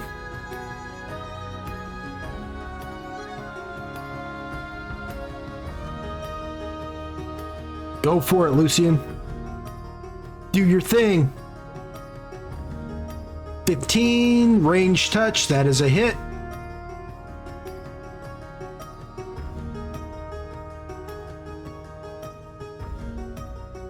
For 7 points of damage. Alright. That put him at a -3. He is dead. Oh, What? yeah, give him the wood. What's it look like? No pun intended. What's it look I'm a like? tree.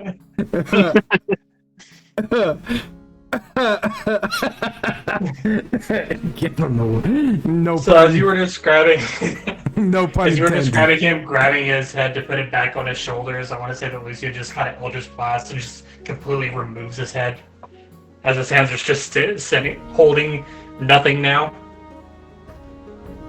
Yeah, like You know? yeah, like it. Yeah, his head is pretty much like trashed. Yeah, yeah, he was It's sick. gone. Yeah, nice. So like he's trying to keep his head on his shoulders, and you just Eldritch blast it right off. It's his neck too. Like his neck just like it almost looks like a balloon deflating.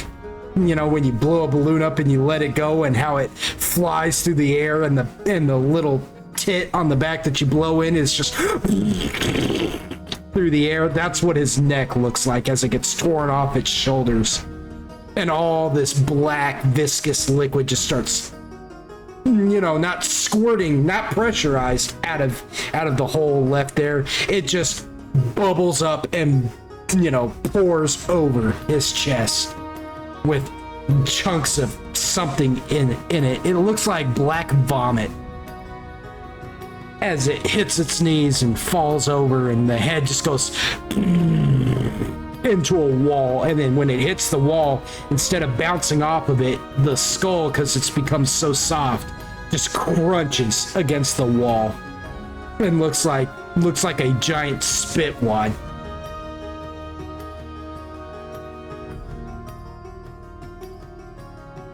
Hope you all enjoyed that visual in your minds, because I enjoyed telling it. Yummy. Sorry, I zoned out. Like What'd you a say? watermelon. Yeah. So, All right, you all won this fight. So now you're looking at an empty boiler room. The lights are dim in there, but there is some form of brazier and lights. What would you call them? Scones or whatever on the wall, giving off some light. The firelight does pretty good.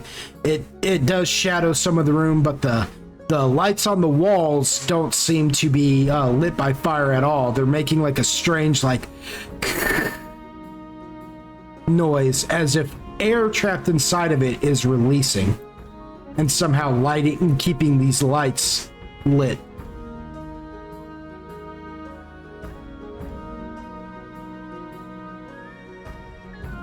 What do you all do? You know that somewhere in this room there is a door that will take you to the lower floor.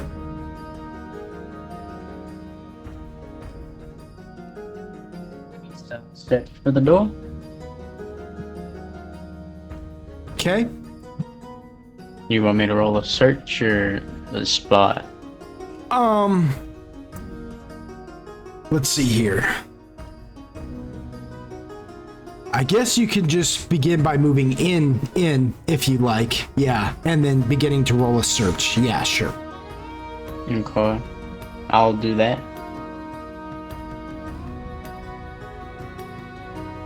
No, I don't think I'll find anything, but my search is a -3. Good grief.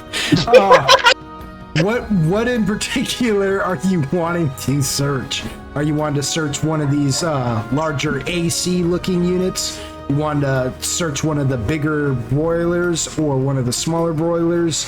Are you wanting to search the barrels, or you just wanted to move deeper into the room and just kind of look around? I guess in one of the bigger broilers. One of the bigger broilers? All right, so there's one directly in front of you, so we'll put you there as you begin searching that for a 3. This broiler is, I mean, it is large. It is so large that it sits on a square metal base, and then it's got these large hot tubes for almost like pillars coming up out of it, going to what looks like a taller flat surface that is so tall it actually touches the ceiling, or it looks like it touches the ceiling, but it's dark up there, so you can't really tell. But it goes up, that high up into the ceiling. And this room is not extremely tall, but it is tall enough that you can't see the bare ceiling of it as you begin searching this large broiler. What about Eom and Agargus and Lucian? What are you guys doing? I'm gonna pick up my muffler. Okay. That is all. So you pick up your buckler that was shrunk back down to a buckler, and Lucian does what? Lucian's cleaning himself.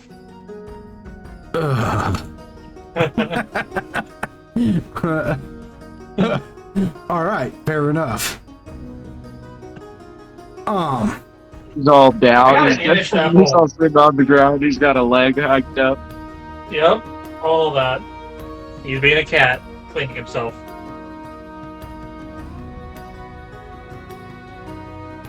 He's got an image to obtain.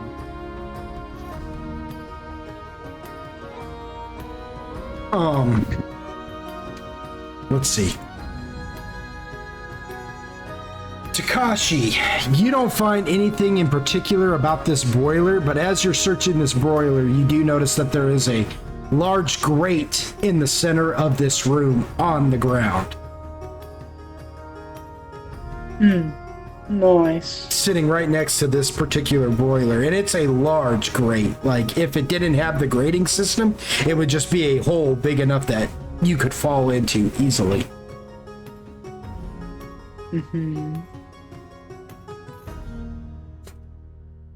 I'm gonna investigate that. All right. roll me a spot. What is your spot? What is your spot? What is its total? 0. Really? What is it? Oh, what is that based off of? Wisdom or intelligence? Yeah, wisdom. Wisdom, so it's a straight up 0? Okay. Alright, well, go ahead and just roll it. Hey, I did better.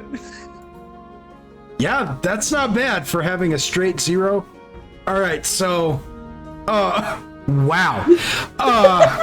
So you roll an 18, that's decent. You begin looking at the grate, and you can smell coming out of the grate something that smells like a campfire, maybe?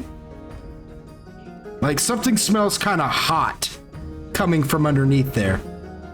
And you're real involved in this, and then you happen to kind of look over your shoulder to say something, and right above you on the broiler itself, you think you see something move. Boy, you're lucky you rolled high. I hit him with this. Someone blow that thing up. This is tr-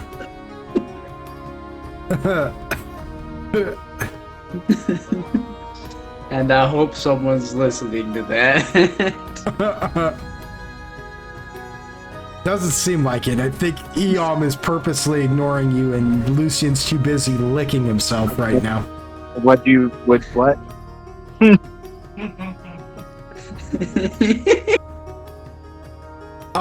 Go ahead and roll me another spot. Because they're not paying Shit. attention. They are not paying attention. I'm not. I can't do it again. Oh! We're doing it! Yeah, that's pretty decent. That's pretty decent. You squint your eyes for a minute and begin to let your eyes acclimate to the darkness up there. And you're pretty sure there's a gaunt little figure sitting up there, but he's not sitting. He's crouched down in the crouch position, and it's staring directly at you. And it smiles, and once it smiles, you can see the white of its teeth. Is there a rock beside me or something? I smoke it in its head. I try to smoke it and just absolutely dome that thing. Go ahead and roll me a d4. I'm dead as shit. If you roll if you roll a 2 or a 3, there's a rock. No, if you roll a 2 or a 4, there's a rock. You roll a 1 or a 3, there's not. Yeah, so you do. You find just a little pebble on the ground, and you said you're gonna try and smoke him in the head with it. Yeah, let me go get it. Yeah. You wanna ranged, right? Yes, I do. Yes, I do. Do I get him in the forehead?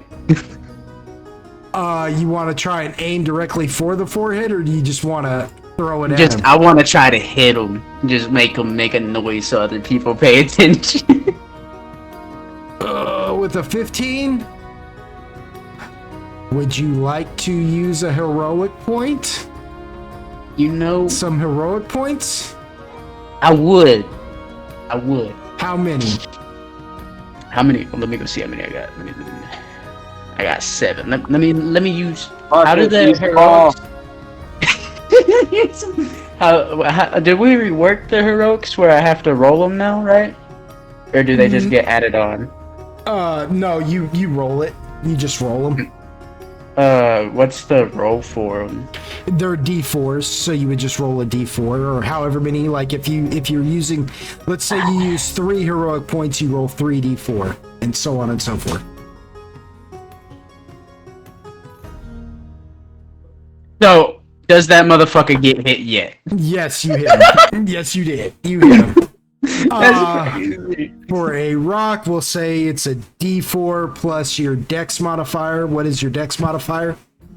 My dex modifier is a 2. So 1d4 plus 2.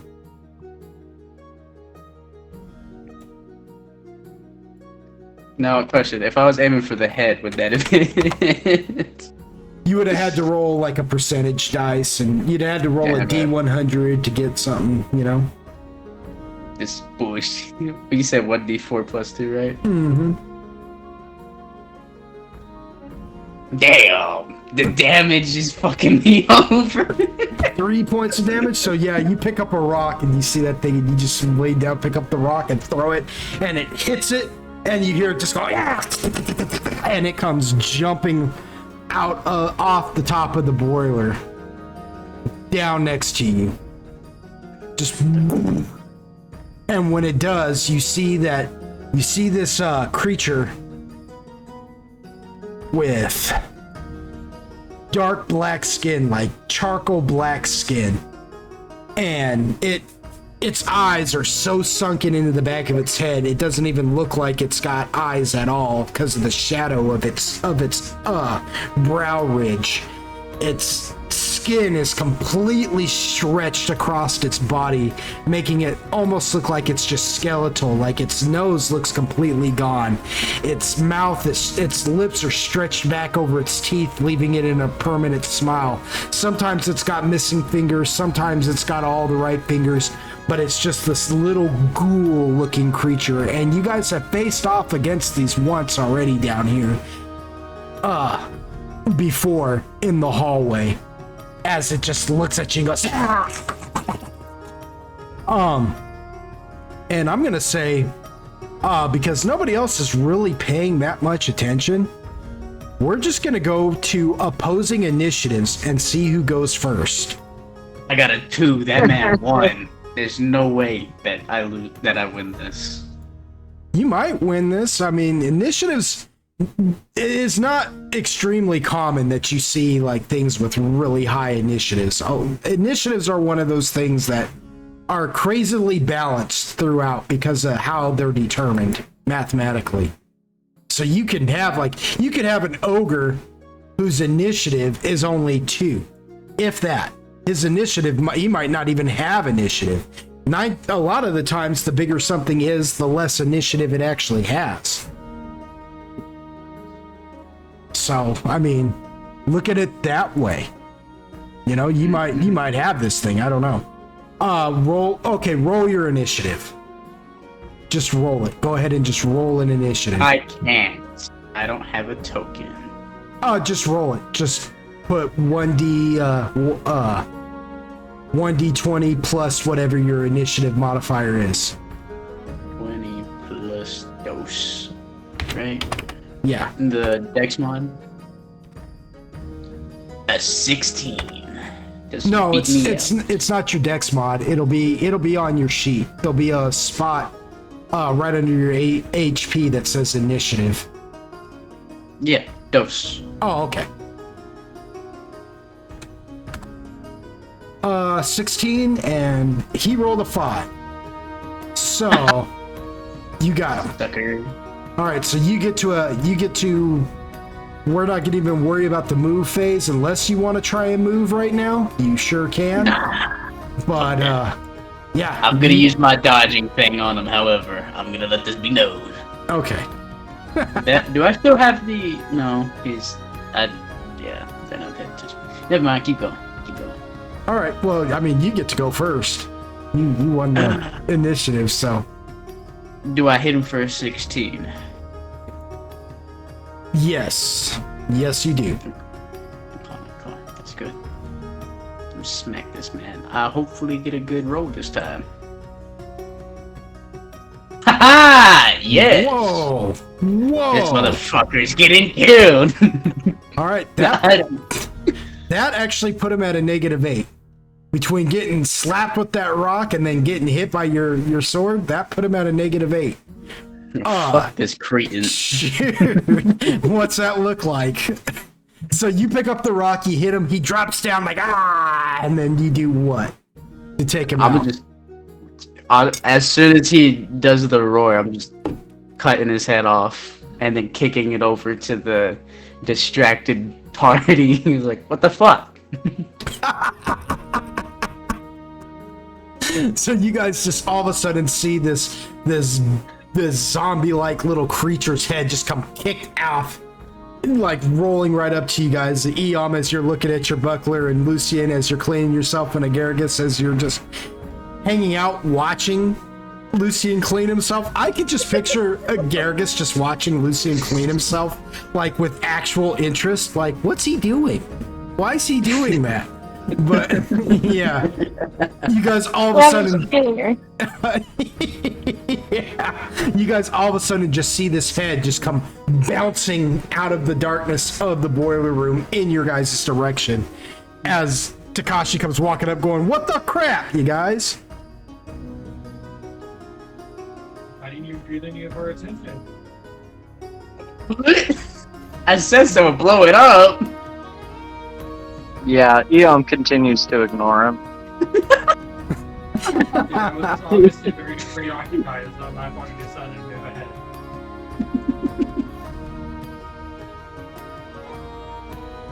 ahead. It is about this time that you guys hear Sir Solixel and Aterion call you guys over, like, "Hey, I think we found the door. I think we found the trap door." Because they're back now for plot reasons. Why not? Plot reasons. Plot reasons. Or just to, properly guide us, because, can't find our way around anywhere. Yeah, yeah. Well, I mean, everybody's busy doing what they're doing, so. Yeah. And besides, we're getting towards the end of the session anyway, so we might as well just do it this way. But yeah, in the bottom corner of the room, there is a trap door that is kind of hidden, but not really, just underneath some stacks of wood. That who had the key? Oh, Iterion did. So Iterion takes the key and he turns it and opens it up, and you guys see that there's a ladder leading down deeper into the basement. And the second he does that, Takashi, you smell the that heat you're smelling coming from that grate. You smell it in its fullest. Now, that hotness, that bonfire smell, you can smell it coming now deeper from down in there. Nice. And that is where we will end tonight's session. Is just before you all go down in there. This will give Mindoc a chance to come back and be a part of that. Even though he missed this fight, he'll get a chance to be a part of that fight. There's a fight down there. I'm not even gonna pretend. Nice. Y'all get ready. There's a fight down there. I hope you all enjoy. Nah. Anyways. But yeah. If I can look behind numbers, I would enjoy it. I'm tired of rolling a fucking 1 on my damage. Well, that was crazy. Yeah, that was crazy. Well, you handled that ghoul pretty good. Fuck that cool. The ghoul you just killed. Oh, you said F that ghoul, not what ghoul. I don't know why I thought. No, forget it. Never mind. Anyways, I want to thank the listeners at home for joining us on yet another episode of Adventures in Loxos. To them old school gamers, you guys, thank you. Thank you again for letting me DM yet another session and having the utmost amount of patience with me. And with that said, I mean, I got nothing else. So I love everybody. I love y'all from my very heart and soul. Y'all come back now. Stay golden. We'll see you next week. Say goodnight, everybody. Good night. No.